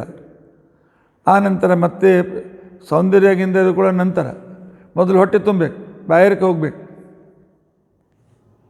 ಆದ್ದರಿಂದಾಗಿ ಚಕ್ಷುರಿಂದ ನಿಯಾಮಕ ಸೂರ್ಯ, ನೀನು ಸೆಕೆಂಡರಿ, ನಡಿ ಮುನ್ನಡಿ. ಆಗ ಮೂಗು ಬಂತು, ಘ್ರಾಣೇಂದ್ರಿಯ. ಅಶ್ವಿನಿ ದೇವತೆಗಳು ಹೇಳಿದರು, ನನ್ನಷ್ಟು ವಿರಕ್ತ ಯಾರೂ ಇಲ್ಲ, ನಾನಾಗಿ ಏನು ಬಯಸೋದಿಲ್ಲ. ಸುಗಂಧ ಬಂದರೂ ತೆಗೆದುಕೊಳ್ತೇನೆ, ದುರ್ಗಂಧ ಬಂದರೂ ತೆಗೆದುಕೊಳ್ತೇನೆ. ಅಷ್ಟೇ ಅಲ್ಲ, ನಾನು ಇದ್ದೇನೇನು ಶರೀರ ಇದೆ, ಶ್ವಾಸೋಚ್ಛ್ವಾಸ ಮಾಡ್ತಕ್ಕಂಥವ್ನು ನಾನು. ಶ್ವಾಸವನ್ನು ತೆಗೆದುಕೊಳ್ತೇನೆ, ಶ್ವಾಸವನ್ನು ಬಿಡ್ತೇನೆ. ಪರೋಪಕಾರಿಯಾಗಿರ್ತಕ್ಕಂಥ ಸನ್ಯಾಸಿ ನಾನು ಅಂತ ತಿಳ್ಕೊಂಡು ಅಂತೇಳಿ ಆ ಕಾಲದಲ್ಲಿ ಹೇಳಿರ್ತಕ್ಕಂಥ ಸಂದರ್ಭದಲ್ಲಿ ವಸಿಷ್ಠರದಿಲ್ಲ. ಜಗತ್ತಿನಲ್ಲಿ ಸತ್ಯ ಮತ್ತು ಶಾಂತಿ, ಸತ್ಯ ಮತ್ತು ಶಾಂತಿ ಅಂತ ತಿಳ್ಕೊಂಡಂತೇನಿವೆಲ್ಲ, ಇವೇ ಅತ್ಯಂತ ಶ್ರೇಷ್ಠವಾಗಿರ್ತಕ್ಕಂಥ ಸನ್ಯಾಸಿಗಳು. ಯಾಕೆಂತಂದರೆ ಎಲ್ಲಿ ಸತ್ಯ ಅಂತಂದರೆ ಸತ್ಯಂ ಲೋಕಹಿತಂ ಪ್ರೋಕ್ತಂ, ಸ್ವಲ್ಪವೂ ಸ್ವಾರ್ಥವನ್ನು ಬಯಸದೇ ಇರತಕ್ಕಂಥ ಲೋಕಹಿತವನ್ನು ಮಾಡ್ತಕ್ಕಂಥ ಸತ್ಯವ್ರತಿಗಳು. ಅಥವಾ ಸತ್ಯ ಅಂತ ತಿಳ್ಕೊಂಡಂತಂದರೆ ಸಜ್ಜನರಿಗೆ ಹಿತಕರವಾಗಿರ್ತಕ್ಕಂತಹ ವಿಚಾರಗಳು. ಆದ್ದರಿಂದಾಗಿ ಸತ್ಯವನ್ನು ಧಾರಣೆ ಮಾಡಿರ್ತಕ್ಕಂಥ ವ್ಯಕ್ತಿ. ಎರಡನೇದು ಶಾಂತಿ. ಮನುಷ್ಯ ಯಾವ ಬಯಕೆಗಳಿಲ್ಲದೆ ಶಾಂತನಾಗಿದ್ದರೆ ಅವನಷ್ಟು ಸುಖಿ ಯಾರೂ ಇಲ್ಲ. ಆದರೆ ನಿನಗೆ ಸುಗಂಧ ಬೇಕು, ದುರ್ಗಂಧಂದರೆ ಮೂಗು ಮುಚ್ಕೊಳ್ತೀವಿ, ಇವೆಲ್ಲ ಅನೇಕ ದೋಷಗಳು ನಿನ್ನಲ್ಲಿವೆ. ಸತ್ಯವನ್ನೇ ತಮ್ಮ ಜೀವನವಾಗಿ ಇಟ್ಕೊಂಡಿರ್ತಕ್ಕಂಥ ರಾಮನಂತವರು ಶಾಂತಿಯನ್ನೇ ತನ್ನ ಜೀವನದಲ್ಲಿ ಪ್ರಮುಖವಾಗಿಟ್ಕೊಂಡಿರ್ತಕ್ಕಂಥ ಅನೇಕ ನಿಸ್ಪೃಹರಾಗಿರ್ತಕ್ಕಂಥ ವ್ಯಕ್ತಿಗಳಂತೇನಿದ್ದಾರೆ, ಇವರೇ ನಿಜವಾಗಿರ್ತಕ್ಕಂಥ ಸನ್ಯಾಸಿಗಳು, ಪರೋಪಕಾರಿಗಳು. ಆಗ ವಾಕ್ ಹೇಳಿತು, ಏನೇ ಇರಲಿ ಮನುಷ್ಯನಿಗೆ ಮನಸ್ಸಿಗೆ ಅವಾಗ ಅತಿಥಿ ಬರ್ತಾನಲ್ಲ, ಅತಿಥಿ ಆ ಕಾಲದಲ್ಲಿ ಅದಕ್ಕಿಂತಲೂ ಪರಮ ಪೂಜ್ಯನಾಗ್ತಾನೆ. ಅತಿಥಿ ಪರಮ ಪೂಜ್ಯನಾಗ್ತಾನೆ. ಆದ್ದರಿಂದ ನಾನು ಪರಮ ಪೂಜ್ಯ. ಆಗ ಅವ್ರು ಕೇಳೋದು, ಅತಿಥಿ ಆಗಪ್ಪ, ಹೆಂಗಪ್ಪ ನೀನು ಅಂತ ಕೇಳಿದರೆ ಆ ಕಾಲದಲ್ಲಿ ಮಾತು ಹೇಳ್ತದೆ, ಮಾತಾಡಿ ಬಿಡ್ತೇನೆ ಒಂದೇ ಸಲ ಮುಗೀತು, ಅದು ಕೊನೆಯವರೆಗೂ ಉಳಿದ್ಬಿಡ್ತದೆ. ಒಂದು ಸಲ ಬರ್ತದೆ, ಕೊನೆಯವರೆಗೂ ಉಳಿತದೆ. ಅದು ಬಂದದ್ದನ್ನು ವಾಪಸ್ ತೆಗೆದುಕೊಳ್ಳೋಕ್ಕಾಗೋದಿಲ್ಲ. ಅತಿಥಿ ಬರ್ತಾನೆ ಹೋಗ್ತಾನೆ, ಮತ್ತು ಬೇರೆ ಅತಿಥಿ ಬರ್ತಾರೆ, ಆ ಅತಿಥಿ ವಾಪಸ್ ಬರೋದಿಲ್ಲ. ಅದಕ್ಕೋಸ್ಕರವೇ ನಮ್ಮಲ್ಲಿ ಗಾದೆ ಮಾತಿದೆ, ಆಡಿದ ಮಾತು ಒಡೆದ ಮುತ್ತು ಇವು ತಿರುಗಿ ಬರೋದಿಲ್ಲ ಅಂತ ತಿಳ್ಕೊಂಡಂತೇಳಿ. ಅದಕ್ಕೆ ಮಾತನಾಡುವಾಗ ಭಾಳ ವಿಚಾರ ಮಾಡಿ, ಒಂದು ಸಲ ಬಾಯಿಂದ ಬಂತು, ಕೊನೆಯವರೆಗೂ ಎದುರುಗದ ವ್ಯಕ್ತಿಯ ಮನಸ್ಸಿನಲ್ಲಿ ಉಳಿದು ಬಿಡ್ತಾರೆ. ಆದ್ದರಿಂದಾಗಿ ನಾನು ನಿಜವಾದ ಅತಿಥಿ. ಅದಕ್ಕೆ ಅತಿಥಿ ಮನೆಗೆ ಬಂದದ್ರಿಂದಾಗಿ ಪೂಜಾರ್ಹ ನಾನು ಶ್ರೇಷ್ಠ ಅಂತ ಅಂತ ತಿಳ್ಕೊಂಡು ಅಂತ ಹೇಳಿ. ಆಗ ವಸಿಷ್ಠರು ಹೇಳ್ತಾರೆ, ಇಲ್ಲಪ್ಪ ನೀನು ಅತಿಥಿ ಅಲ್ಲಪ್ಪ. ಅತಿಥಿ ಹೇಳದೇ ಬರ್ತದೆ, ಆ ನಂತರ ಹೊರಟೋದ್ಮೇಲೆ ತಿರುಗಿ ಬರೋದಿಲ್ಲ. ಅದು ಯಾವುದು ಅಂತಂದರೆ ತಾರುಣ್ಯ, ಯೌವನ. ಮೊದಲು ಬಾಂಧವರು ಬರೋದಿಲ್ಲ, ಯಾವಾಗ ಬರಬೇಕು ಬರ್ತದೆ, ಎಷ್ಟು ದಿವಸ ಇರ್ತದೆ, ಹೊರಟೋಗ್ಬಿಡ್ತದೆ, ಮತ್ತೆ ತಿರುಗಿ ಬರೋದಿಲ್ಲ. ಹೋದದ್ದು ತಿರುಗಿ ಬರದೇ ಇರತಕ್ಕಂಥ ವ್ಯಕ್ತಿ ತಾರುಣ್ಯ, ಅದೇ ನಿಜವಾದ ಅತಿಥಿ. ನೀ ಅಲ್ಲ, ಬದುಕು ಸರಿ ಅಂತ ತಿಳ್ಕೊಂಡು. ಆಗ ಕಾಲು ಮುಂದೆ ಬಂತು, ಕೈ ಮುಂದೆ ಬಂತು. ಕೈ ಮುಂದೆ ಆಗ್ತದೆ, ನಾನು ನಿಜವಾದ ಕರ್ಮಯೋಗಿ. ನಾ ಇದ್ದೇನೆ ಅಂತಕೊಂಡು ಎಲ್ಲ ಕೆಲಸ ನಡೀತದೆ. ನಾನು ಕರ್ಮಯೋಗಿ, ಆದ್ದರಿಂದ ನಾನು ಶ್ರೇಷ್ಠ ನನಗನ್ನು ಅಂತ ತಿಳ್ಕೊಂಡಂತೆ. ಅದಕ್ಕೆ ವಸಿಷ್ಠರು ಹೇಳಿದ್ರು, ಇಲ್ಲಪ್ಪ ನೀನು ಕರ್ಮಯೋಗಿ ಅಲ್ಲ, ನಿಜವಾದ ಕರ್ಮಯೋಗಿ ವಾಯುದೇವರು. ಎಷ್ಟು ಜೀವರಾಶಿಗಳಿದ್ದಾರೆ, ಎಷ್ಟು ತರಹದ ಶರೀರ ಇದೆ, ಆ ಪ್ರತಿಯೊಂದು ಶರೀರದಲ್ಲಿಯೂ ಇದ್ದು ದಿನಕ್ಕೆ 21,600 ಸಲ ಶ್ವಾಸವನ್ನು ತೆಗೆದುಕೊಂಡು ಶ್ವಾಸ ಬಿಟ್ಟು, ಆ ನಂತರ ಎಲ್ಲ ಕಡೆಯಲ್ಲಿ ಪ್ರಾಣವಾಯುವನ್ನು ಕೊಟ್ಟು, ಪರಮಾತ್ಮನ ಆಜ್ಞೆ ಇದೆ. ಅದಕ್ಕೋಸ್ಕರ ಹೇಳುವಾಗ ಭೀಷಾಸ್ಮಾತ್ ವಾತಃಪವತಿ ಉಪನಿಷತ್ತು ಇದೇ ಮಾತನ್ನು ಹೇಳ್ತಾರೆ. ವಾಯುದೇವರು ಕೂಡ ಪರಮಾತ್ಮನ ಆಜ್ಞೆ ಮೀರಬಾರದು ಅಂತ ತಿಳ್ಕೊಂಡಂತೇಳಿ ಒಂದು ದಿವಸವೂ ಬೀಸುವುದನ್ನು ಬಿಡೋದಿಲ್ಲ. ಒಂದು ದಿವಸವೂ ಶ್ವಾಸ ಮಂತ್ರವನ್ನು 21,600 ಸಲ ಶ್ವಾಸ ಮಂತ್ರವನ್ನು ತೆಗೆದುಕೊಳ್ಳೋದು ಬಿಡೋದಿಲ್ಲ. ಆದ್ದರಿಂದಾಗಿ ನೀನು ಕರ್ಮಯೋಗಿ ಅಲ್ಲ, ಕರ್ಮಯೋಗಿ ವಾಯುದೇವರು, ಬದುಕಿ ಸರಿಬಿಡುವಂತೆ. ಆಗ ಕಾಲು ಬಂತು. ಮೊದಲು ಪಂಚೇಂದ್ರಿಯ ಕರ್ಮೇಂದ್ರಿಯಗಳು, ವಾಕ್, ಪಾಣಿ, ಪಾದ. ಪಾದ ಹೇಳಿತು, ಯಾತ್ರೆ ಮಾಡುವವನು ಶ್ರೇಷ್ಠ. ಭೂಮಂಡಲದವರೆಗೂ ಯಾತ್ರೆ ಮಾಡಿದವನು ಅತ್ಯಂತ ಶ್ರೇಷ್ಠ. ನಾನು ಯಾವಾಗಲೂ ನಡೀತಾನೆ ಇರ್ತೇನೆ, ನಿತ್ಯ ಯಾತ್ರಿಕ ನಾನು. ಇಂಥ ಅನೇಕ ಪವಿತ್ರ ಕ್ಷೇತ್ರಗಳು ಹೋಗಿ ಬಂದಿರತಕ್ಕಂಥ ನಾನು ಶ್ರೇಷ್ಠ ಅಂತ ಅನ್ರಿ ಅಂತಿಕೊಂಡು ಅಂತ ಹೇಳ್ತೀನಿ. ಆಗ ವಸಿಷ್ಠರು ಹೇಳಿದರು, ನೀನು ನಿತ್ಯ ಯಾತ್ರಿಕನಲ್ಲಪ್ಪ. ಒಂದು ದಿವಸವೂ ಬಿಡದೆ ಯಾತ್ರೆ ಮಾಡ್ತಕ್ಕಂಥ ಸೂರ್ಯ ಮತ್ತು ಚಂದ್ರ ಇವರು ನಿಜವಾದ ಯಾತ್ರಿಕರು. ಬೆಳಗ್ಗೆ ಸೂರ್ಯ ಬರ್ತಾನೆ, ಸಾಯಂಕಾಲ ಹೋಗ್ತಾನೆ. ಪೃಥ್ವಿ ತಿರುಗ್ತದೆ, ಅದು ಪೃಥ್ವಿ ರೀತಿಯಾಗಿರ್ತಕ್ಕಂಥ ನಿತ್ಯ ಯಾತ್ರಿಕ. ನಿನ್ನ ಯಾತ್ರೆ ನಿನ್ನ ಆಯುಷ್ಯ ಇರೋರಿಗೆ ಮುಂದೆ ಇಲ್ಲ. ಈ ದೇಹ ಬಿಟ್ಟ ಮೇಲೆ ನೀನು ಕೂಡ ಹೊರಟೋಗ್ಬಿಡ್ತೀನಿ. ಆಗ ಪಾಯು ಮಲವಿಸರ್ಜನಾಂಗ ಬರ್ತದೆ, ಬಂದು ಹೇಳ್ತದೆ, ಆಗ ನಾನು ಸ್ವಚ್ಛ ಭಾರತದ ಪ್ರತಿನಿಧಿ. ಸ್ವಚ್ಛತಾ ಅಧಿಕಾರಿ ನಾನು. ಶರೀರವನ್ನು ಸ್ವಚ್ಛ ನಾನು ಮಾಡದೇ ಇದ್ದರೆ, ನಾನು ಶರೀರದಲ್ಲಿದ್ದ ಪದಾರ್ಥಗಳನ್ನು ಹೊರಗೆ ಹಾಕದೇ ಇದ್ದರೆ ಅಲ್ಲೇ ಕೊಳೆತು ಗ್ಯಾಸ್ ಗ್ಯಾಂಗ್ರೀನ್ ಆಗಿ ಮನುಷ್ಯ ಸತ್ತು ಹೋಗ್ತಾನೆ. ಆದರೆ ನನ್ನನ್ನು ಶ್ರೇಷ್ಠ ಅನ್ನಿ ಅಂತ ತಿಳ್ಕೊಂಡು ಅಂತ ಹೇಳಿ. ಆಗ ಅವ್ರು ಹೇಳೋದು, ನೀನು ಸ್ವಚ್ಛತಾಧಿಕಾರಿ ಅಲ್ಲ, ನಿಜವಾದ ಸ್ವಚ್ಛತಾಧಿಕಾರಿ ಅಂತ ತಿಳ್ಕೊಂಡು ಅಂತಂದರೆ ಗುರು. ಯಾಕೆ ಗುರು ಸ್ವಚ್ಛತಾಧಿಕಾರಿ ಅಂತ ತಿಳ್ಕೊಂಡು ಅಂತಂದರೆ, ಅಜ್ಞಾನ ಅಂತಕ್ಕಂಥ ಹೊಲಸನ್ನು ಎಷ್ಟು ಜನ್ಮದಿಂದ ಬಂದಿರ್ತದೋ ಆ ಕಿಲುಬಿ ಆಗಿರ್ತದಾನೆ. ಇವನು ತನ್ನ ಯಾವ ಅನುಗ್ರಹದಿಂದ, ತನ್ನ ಉಪದೇಶದಿಂದ ಅಜ್ಞಾನ ಅಂತನೋ ಕಿಲುಬನ್ನು ತೆಗೆದುಹಾಕಿ ಜ್ಞಾನಾಂಜನ ಶಲಾಕಯ ಚಕ್ಷುರುನ್ಮೀಲಿತಮ್ಮೇನ ತಸ್ಮೈತೆ ಗುರವೇ ನಮಃ. ಗುರು ನಮ್ಮನ್ನು, ನಮ್ಮ ಪಾಪಗಳನ್ನು ದೂರ ಮಾಡಲಿಕ್ಕೂ ಸಮರ್ಥ, ನಮ್ಮ ಅಜ್ಞಾನವನ್ನು ದೂರ ಮಾಡುವ ಸಮರ್ಥ. ಅಜ್ಞಾನ ಹೊರಟೋದ್ರೆ ಎಲ್ಲ ದೋಷಗಳು ಹೊರಟೋಗ್ಬಿಡ್ತದೆ. ಜ್ಞಾನದಿಂದ ಸ್ವಚ್ಛವಾಗಿರ್ತಕ್ಕಂಥ ಶರೀರ ಪ್ರಾಪ್ತಿ ಆಗ್ತದೆ. ಅದನ್ನು ಸ್ವಚ್ಛತಾಧಿಕಾರಿ ಪಾಯು. ಆಗ ಉಪಸ್ಥ ಬಂದು ಹೇಳ್ತದೆ, ನಾನೇ ಸೃಷ್ಟಿಕರ್ತ, ನಾನಿದ್ದೇನೆ ಅಂತೇಳಿ ಜಗತ್ತಿನಲ್ಲಿ ಸೃಷ್ಟಿ ಆಗ್ತದೆ ದೇಹ ಸಂಬಂಧದಿಂದ. ಇಲ್ಲೇ ಇದ್ರೆ ದೇಹದಲ್ಲಿ ಸೃಷ್ಟಿ ಮಾಡ್ತಕ್ಕಂಥವ್ರು ಯಾರು?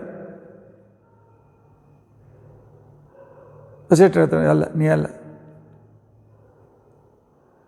ಸಂಪೂರ್ಣ ಜಗತ್ತನ್ನು ತನ್ನ ಹೊಟ್ಟೆಯಲ್ಲಿಟ್ಟುಕೊಂಡು ಮತ್ತೆ ಸೃಷ್ಟಿಕಾಲದಲ್ಲಿ ಅದನ್ನು ಹೊರಗೆ ಅದೇ ರೀತಿಯಾಗಿ ಯಥಾಪೂರ್ವ ಅಕಲ್ಪಯತ, ಆ ರೀತಿ ಮಾಡ್ತಕ್ಕಂಥ ಸ್ವತಂತ್ರನಾಗಿರ್ತಕ್ಕಂಥ ಶ್ರೀಹರಿಯೇ ಸೃಷ್ಟಿಕರ್ತ. ಸೃಷ್ಟಿ, ಸ್ಥಿತಿ, ಲಯ, ನಿಯಮನ, ಅಜ್ಞಾನ, ಬಂಧ, ಮೋಕ್ಷ ಇವರೆಲ್ಲರ ಹಿಂದೆ ಒಬ್ಬ ತುಳಿದಿದ್ದ ಆ ಶರೀರದಲ್ಲಿರ್ತಕ್ಕಂಥ ಜೀವ. ಆಗ ವಸಿಷ್ಠರು ಕೇಳೋದು, ನೀ ಯಾರಪ್ಪ ಅಂತ ತಿಳ್ಕೊಂಡು ಅಂತೇಳಿ.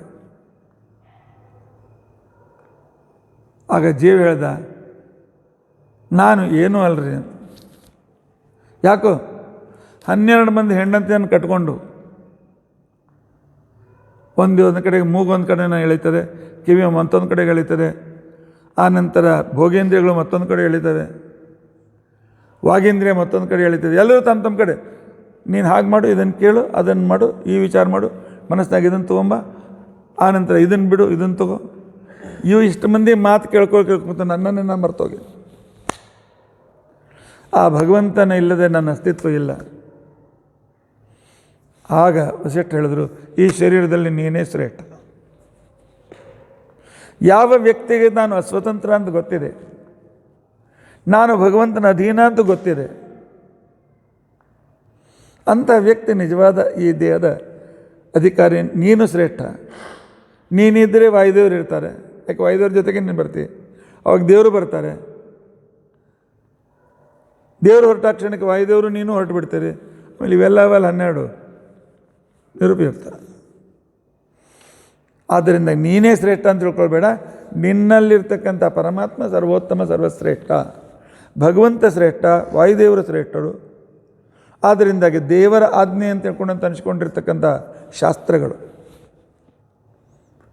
ಹರಿವಂಶದಲ್ಲಿ ಪರಮಾತ್ಮ ಹೇಳಿದ್ದಾನೆ, ಶ್ರುತಿ ಸ್ಮೃತಿ ಮಮೈವ ಆಜ್ಞೆ. ಶ್ರುತಿಗಳು, ಸ್ಮೃತಿಗಳು ಇವೆಲ್ಲ ನನ್ನ ಆರ್ಡರ್, ಇದನ್ನು ಉಲ್ಲಂಘಿಸಬೇಡಿ. ಉಲ್ಲಂಘಿಸಿದರೆ ತ್ರಿಶಂಕುವಿನಾಗೆ ಅದು ಇಲ್ಲ, ಇದು ಇಲ್ಲ. ಈ ಕಡೆ ಸಂಸಾರ ಸುಖನೂ ಇಲ್ಲ, ಮೋಕ್ಷ ಸುಖನೂ, ಸ್ವರ್ಗ ಸುಖನೂ ಇಲ್ಲ. ಆವಾಗ ಅಗಸನ ನಾಯಿ ಹಾಗೆ ಮನೆಯಲ್ಲಿದ್ದರೆ ಅಲ್ಲೆಲ್ಲ ಬಟ್ಟೆ ಹೋಗಿರ್ತಾರೆ, ನಮ್ಮ ಯಜಮಾನ್ರು ಹೋಗೋದು ಹಾಕಿರ್ತಾರೆ, ಯಾರು ತೊಗೊಂಡು ಹೋಗ್ತಾರೆ, ಹೋಗಿ ಅಂತ ತಗೊಂಡು ಅಂತೇಳಿ ಮನೆ ಒಡೆತಿ ಕಳಿಸ್ಕೊಡ್ತಾಳೆ. ಅಲ್ಲಿ ಬಂದರೆ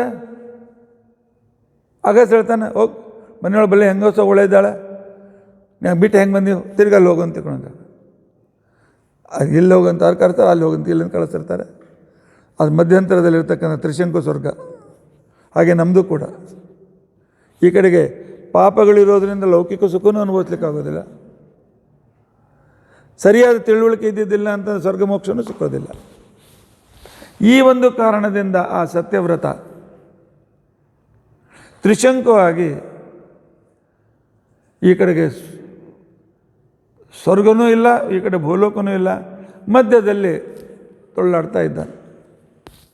ಅದರಿಂದಾಗಿ ಮನುಷ್ಯನಾಗಿರ್ತಕ್ಕಂಥ ವ್ಯಕ್ತಿ ಅಸ್ವತಂತ್ರ ಅಂತೇಳಿ ತಿಳಿದುಕೊಂಡು ದೇವರಲ್ಲಿ ವಿಶಿಷ್ಟವಾದಂಥ ಶ್ರದ್ಧೆಯನ್ನು, ಗುರುಗಳು ಹೇಳಿರ್ತಕ್ಕಂಥ ಮಾತುಗಳಲ್ಲಿ, ಗುರು ಹಿರಿಯ ಹೇಳಿದ ಮಾತಿನಲ್ಲಿ ಶ್ರದ್ಧೆಯನ್ನಿಟ್ಟು ಅವತ್ತು ಅವರ ಅಪ್ಪನ ಮಾತನ್ನು ಕೇಳಿ ಸುಮ್ಮನೆ ಕೆಲವು ದಿವಸ ಅವನು ಹೋಗಿ ಸುಮ್ಮನೆ ಇದ್ದರೆ ಆಗ್ತಿತ್ತು, ವಾಪಸ್ ಕರ್ಸ್ಕೊತಿದ್ರು. ಅಥವಾ ಮೊದಲೇ ಈಗ ಒಂದು ಹುಡುಗಿನ ಕರ್ಕೊಳ್ಬೇಕಾಗಿದೆ ಅಂತ ಆಜ್ಞೆ ತೊಗೊಂಡೋಗಿದ್ದರೆ ತಪ್ಪೇ ಆಗ್ತಿರಲಿಲ್ಲ. ಆದರೆ ನಾನೇ ಸರಿ, ನಾನು ಮಾಡಿದ್ದೇ ಸರಿ ಅಂತಕೊಂಡಿರ್ತಕ್ಕಂಥ ಈ ತಾರುಣ್ಯದ ಯೌವನಂ, ಧನ ಸಂಪತ್ತಿ, ಪ್ರಭುತ್ವ ಅಂತಿಕೊಂಡಂತೇನಿವೆ, ಇವೇ ಮನುಷ್ಯನನ್ನು ಪೂರ್ತಿಯಾಗಿ ಮನುಷ್ಯನನ್ನು ಗರ್ತಕ್ಕೆ, ತೆಗ್ಗೆಗೆ ಎಳೆಯತಕ್ಕಂಥವುಗಳು. ಇದು ಬಹಿರ್ಮುಖವಾದಂಥ ಇಂದ್ರಿಯ ಅಂತೂ ಮತ್ತಂತೂ ದ್ವೇಷಗಳು. ಇವು 12 ಜನ ಹೆಂಡಂದ್ರಿದ್ದಾಗ 12 ಜನ ಹೆಂಡಂದರು ನನ್ನ ರೂಮಿಗೆ ಬಾ, ನಿನ್ನ ರೂಮಿಗೆ ಬಾ ಎಳಿತಾ ಇದ್ರು, ಅವನ ಗತಿ ಏನಾಗುತ್ತೆ? ಆ ರೀತಿಯಾಗಿ ಮನಸ್ಸು, ಬುದ್ಧಿ, ನಮ್ಮ ಪ್ರಕಾರ 11, ಈಗಿನ ಸೈಕಲ್ ಪ್ರಕಾರ 12. ಇಂಥ 12 ಇಂದಿಯರ ಗಂಡನಾಗಿ ಜೀವ ಏನು ಮಾಡಲಿಕ್ಕಾಗ್ತದೆ? ಏನು ಮಾಡಲಿಕ್ಕಾಗೋದಿಲ್ಲ. ಅವನ ಜೀವನ ಕೇವಲ ದುಃಖಮಯ, ಇದ್ದು ಜೀವನ್ಮೃತ. ಏನಪ್ಪ 12 ಜನ ಮದುವೆ ಮಾಡ್ಕೋತೀಯ? 12 ಜನ. ಈ ರೀತಿಯಾಗಿರ್ತಕ್ಕಂಥ ಸಂದರ್ಭ. ತ್ರಿಶಂಕುವಿನ ಕಥೆಯಿಂದ ಒಂದು ಮಾತನ್ನು ತಿಳ್ಕೊಳ್ಬೇಕು. ಹಿರಿಯ ಗುರುಗಳಲ್ಲಿ ವಿಶ್ವಾಸ ಇಡೆ, ಶಾಸ್ತ್ರದಲ್ಲಿ ವಿಶ್ವಾಸ ಇಡೆ, ಪರಮಾತ್ಮನಲ್ಲಿ ವಿಶ್ವಾಸ ಇಟ್ಟು ಜೀವನವನ್ನು ಸಾರ್ಥಕ ಮಾಡಿಕೊಳ್ಳೋಣ ಅಂತ ತಿಳ್ಕೊಂಡು ಅಂತೇಳಿ ಈ ಕಥೆ ಏನು ಈ ರೂಪಕ ಯಾವ ಶ್ಲೋಕದಲ್ಲಿ ಬಂದಿದೆ ಭಾಗವತದಲ್ಲಿ ಅಂತ ತಿಳ್ಕೊಂಡು ಅಂತೇಳಿ ಆಗ ನಮ್ಮ ವಿದ್ಯಾರ್ಥಿ ಹುಡುಕ್ತಾ ಇದ್ದ, ಆಚಾರ್ಯ ಹೇಳೋದು ಯಾವ ಶ್ಲೋಕದಲ್ಲಿ ಬಂದದ ಅಂತೇಳಿ. ಭಾಗವತದಲ್ಲಿ ಬಂದಿರತಕ್ಕಂಥದ್ದಲ್ಲ, ಭಾಗವತದ ಈ ಕಥೆಯಿಂದ ಸೂಚಿತವಾಗಿರ್ತಕ್ಕಂಥ ಒಂದು ರೂಪಕ. ಇದರಲ್ಲಿ ಒಂದೆರಡು ಸುಭಾಷಿತಗಳ ಸಂಗ್ರಹವೂ ಇದೆ. ಆನಂತರ ಇದರಲ್ಲಿ ಕೆಲವು ಉತ್ತರಗಳನ್ನೆಲ್ಲ ಯಕ್ಷನ ಪ್ರಶ್ನೆಗಳಿಗೆ ಧರ್ಮರಾಜ ಕೊಟ್ಟು ಉತ್ತರ, ಅದನ್ನು ಸೇರಿಸಿ ಒಂದು ರೂಪಕ. 12 ಹೆಂಡಂದ್ರ ಗಂಡ ಹೇಗಿರ್ತಾನೆ ಅಂತ ತಿಳ್ಕೊಂಡು ಅಂತೇಳಿ. ಮತ್ತು ಯಾವುದೂ ಸ್ವತಂತ್ರ ಅಲ್ಲ, ಯಾವುದೂ ಶ್ರೇಷ್ಠ ಅಲ್ಲ. ಇಲ್ಲಿರ್ತಕ್ಕಂಥ ವಾಯುದೇವರು ಪರಮಾತ್ಮನೇ ಶ್ರೇಷ್ಠರು ಅಂತಕ್ಕಂಥ ತತ್ವಜ್ಞಾನ ಈ ಕಥೆ ನಮಗೆ ತಿಳಿಸಿಕೊಡ್ತದೆ. ಈ ತ್ರಿಶಂಕುವಿನ ಮಗನೇ ಹರಿಶ್ಚಂದ್ರ.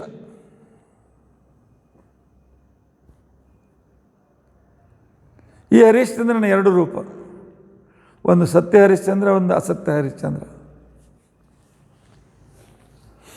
ಅಷ್ಟೇ ಅಲ್ಲ, ಈ ಹರಿಶ್ಚಂದ್ರನಿಂದ, ತ್ರಿಶಂಕುವಿನ ಮಗ ಇವನು, ಈ ಹರಿಶ್ಚಂದ್ರನಿಂದ ಕಾರಣದಿಂದಾಗಿ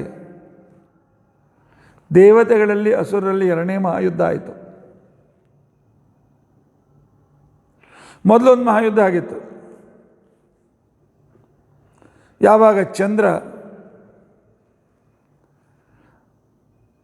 ಬೃಹಸ್ಪತ್ಯಾಚಾರ್ಯನ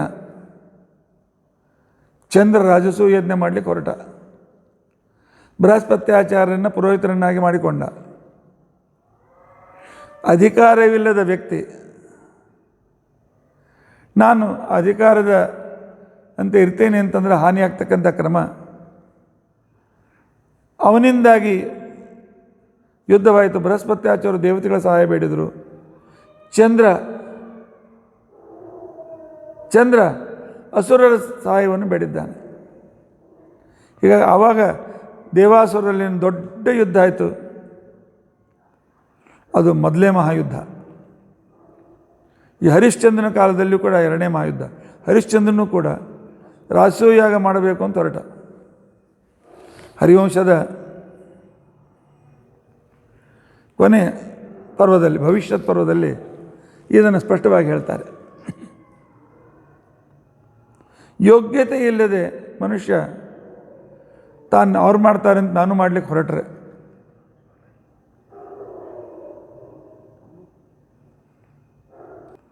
ಆದ್ದರಿಂದಾಗಿ ಇವನಿಗೂ ಅಧಿಕಾರ ಇರಲಿಲ್ಲ.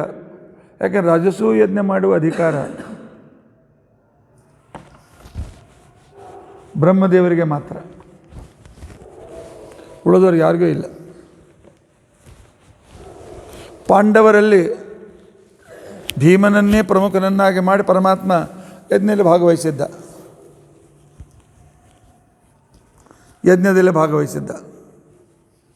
ಆದರೆ ಯಾವಾಗ ಯುಧಿಷ್ಠಿರ ನಾನೇ ಯಜ್ಞ ಮಾಡಿದವನು ಅಂತ ತಿಳ್ಕೊಂಡಂತಂದ ಅನಧಿಕಾರಿಯಾದ ಯುಧಿಷ್ಠಿರ,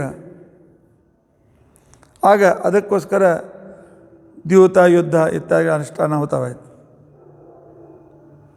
ಅಯೋಗ್ಯನಾಗಿರ್ತಕ್ಕಂಥ ವ್ಯಕ್ತಿ ಕೊರೋನಾ ಬಂದಿದೆ, ಯಾಕೆ ಬಂತು? ಕಾರಣ ಇಲ್ಲದೆ ಯಾವುದೂ ಕಾರ್ಯ ಆಗೋದಿಲ್ಲ.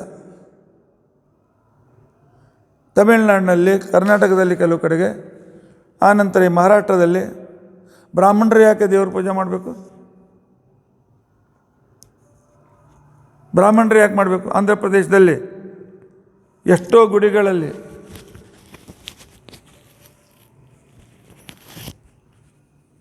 ಹರಿಜನರನ್ನೇ ಪೂಜಾರಿಗಳನ್ನಾಗಿ ಮಾಡಿದ್ದಾರೆ. ತಮಿಳುನಾಡಲ್ಲಂತೂ ಸಾರಾಸಗಟವಾಗಿ ಯಾರಿಗೆ ಅಧಿಕಾರ ಇದೆ ಅವರು ಅದನ್ನು ಮಾಡಬೇಕು. ಅಧಿಕಾರ ಇಲ್ಲದೆ ಇರತಕ್ಕಂಥ ವ್ಯಕ್ತಿ ಮಾಡಿದರೆ, ನಾನು ನೋಡಿದ್ದೇನೆ ಕೆಲವು ಸಲ ರಿಟೈರ್ ಆದಮೇಲೆ ಅಲ್ಪ ಸ್ವಲ್ಪ ಪೌರೋಹಿತ್ಯ ಕಲಿತಾರೆ. ಹೋಗಲಿ, ಗೊತ್ತಿದ್ದವ್ರ ಜೊತೆ ಹೋಗಿ ಸಹಾಯ ಮಾಡಿ ಪರವಾಗಿಲ್ಲ. ಆದರೆ ತಾವೇ ಗೊತ್ತಿದ್ದವನಂತೆ ಮಾಡಲಿಕ್ಕೆ ಪ್ರಾರಂಭ ಮಾಡ್ತಾರಲ್ಲ, ಮೊದಲೇದು ಆ ಶುಚಿತ್ವ ಇರೋದಿಲ್ಲ, ಎರಡನೇದ್ದು ಶಾಸ್ತ್ರ ಗೊತ್ತಿರೋದಿಲ್ಲ. ಅದರಿಂದ ಅವ್ರಿಗೆ ಅನಿಷ್ಟವೇ ಆಗ್ತದೆ. ನಂತರ ಅನೇಕ ರೀತಿಯ ಸಮಸ್ಯೆಗಳಿಗೆ ಒಳಗಾಗಿ ಪ್ರಾಣ ಬಿಡಬೇಕಾಗ್ತದೆ. ಅಧಿಕಾರ ಇದ್ದ ವ್ಯಕ್ತಿ ಮಾತ್ರ ತನಗೆ ಅಧಿಕಾರ ಇದ್ದರೆ ಅದಕ್ಕೆ ಕೈ ಹಾಕಬೇಕು, ಇಲ್ಲದೇ ಇದ್ದರೆ ಇಲ್ಲ. ಹೀಗಾಗಿ ಹರಿಶ್ಚಂದ್ರ ಹಣ ಸಂಗ್ರಹ ಮಾಡಿ ಆಗಿತ್ತು. ಇನ್ನೇನು ಯಜ್ಞ ಪ್ರಾರಂಭ ಮಾಡಬೇಕು. ಹರಿಶ್ಚಂದ್ರನ ಗುರುಗಳು ವಸಿಷ್ಠರು ಮಾಡಿಸಿದರೆ ಇನ್ನು ಯಾರಸೂ ಯಜ್ಞವಾಗಿರ್ತಕ್ಕಂಥ ಕೀರ್ತಿ ಅಂತ ಅವ್ರಿಗೆ ಬರ್ತದೆ ಬಾ ಅಂತ ತಿಳ್ಕೊಂಡಂತೇಳಿ ವಿಶ್ವಾಮಿತ್ರರು ತಮ್ಮ ತಪಸ್ಸಾಮರ್ಥ್ಯದಿಂದ ಹರಿಶ್ಚಂದ್ರನಿಗೆ ಕನಸು ಬೀಳುವಂತೆ ಮಾಡಿ ಅವನ ಎಲ್ಲ ಸಂಪತ್ತಿಯನ್ನು ಹಡಪ್ ಮಾಡಿ ಕೊನೆಗೆ ಹೆಂಡತಿ ಮಕ್ಕಳು ತನ್ನನ್ನು ತಾನು ಮಾರಿಕೊಳ್ಳುವಂತೆ ಮಾಡಿದ್ದು ವಸಿಷ್ಠರಿಗೆ ಇದು ಸರಿ ಬೀಳಲಿಲ್ಲ. ತನ್ನ ಒಬ್ಬ ಶಿಷ್ಯನ, ತನ್ನ ಯಜಮಾನನನ್ನು ಇನ್ನೊಬ್ಬ ಈ ರೀತಿಯಾಗಿ ಸಂಪೂರ್ಣವಾಗಿ ಕೆಡಿಸಿದಾಗ ವಸಿಷ್ಠರು ಶಾಪ ಕೊಟ್ಬಿಟ್ರು.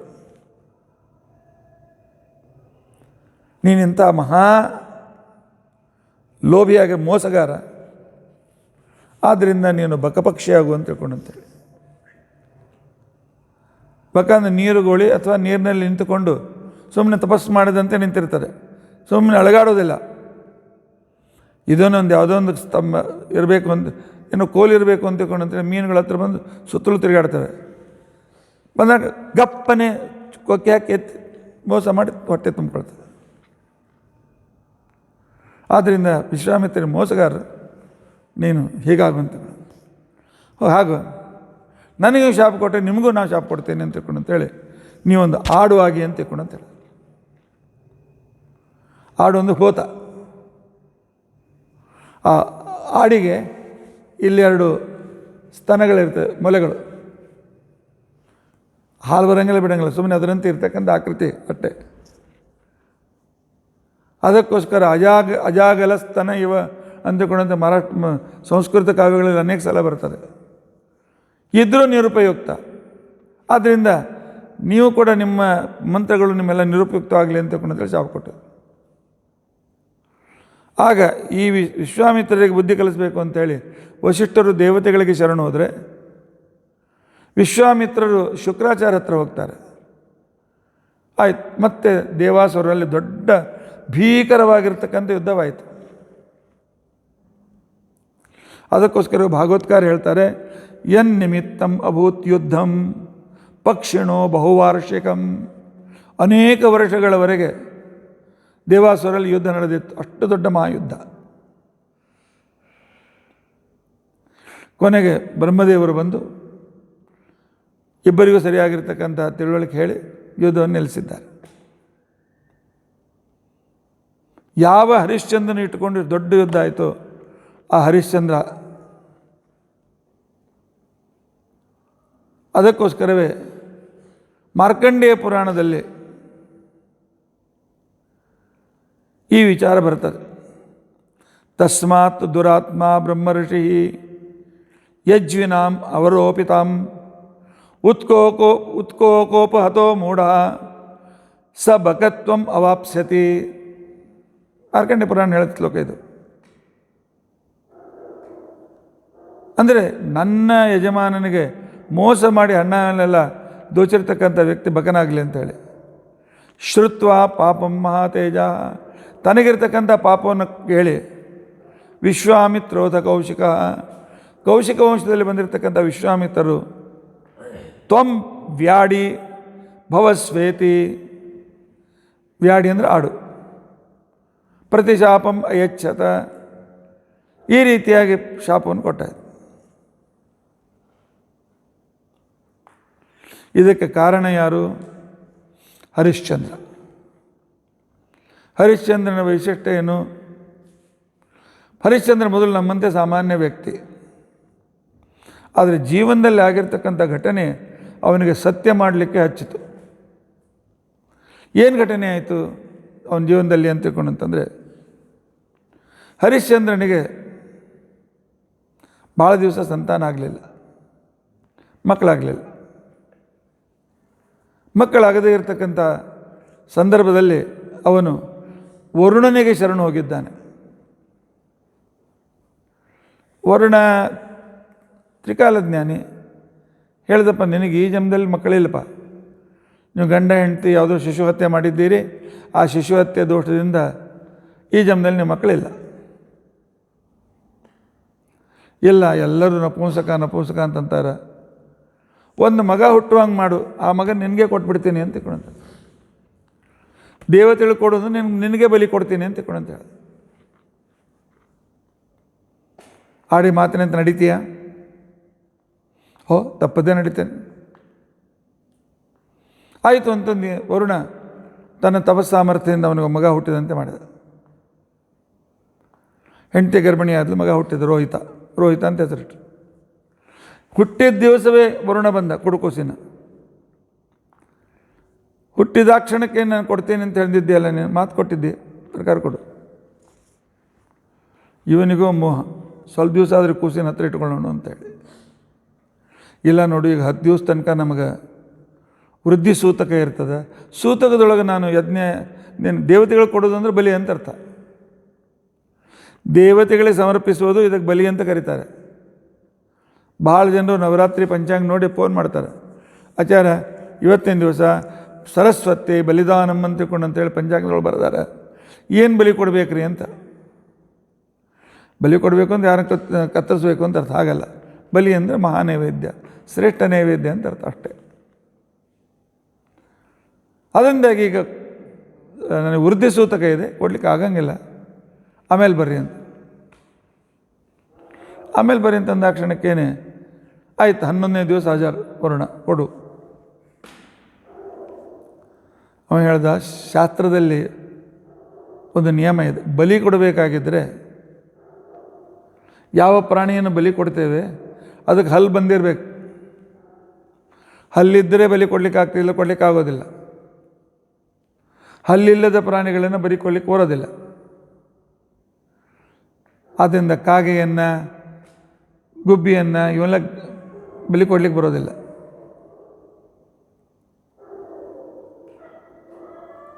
ಆಗ ಅದರಿಂದಾಗಿ ಹಲ್ಲು ಬರಲಿ ಅಂತ 1 ವರ್ಷ ಕೂಸಿನ ಮನೆಯಾಗ ಇಟ್ಕೊಂಡಂಗೆ ಆಗ್ತದಂತ. 1 ವರ್ಷ ಆಯ್ತು, ಹಲ್ಲು ಬಂದು.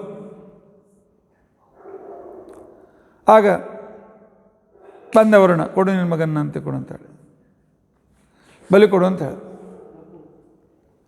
ಅವ ಹೇಳ್ದ, ವರುಣ, ಈ ಹಲ್ಲು ಬಿದ್ದು ಹೋಗ್ತಕ್ಕಂಥ ಹಲ್ಲು ಖರೆ ಹಲ್ಲಲ್ಲ, ಬಿದ್ದು ಹೋಗ್ತಕ್ಕಂಥ ಹಲ್ಲುಗಳು ಖರೆ ಹಲ್ಲಲ್ಲ. ಆದ್ದರಿಂದಾಗಿ ಖರೆ ಹಲ್ಲು ಬರಲಿ,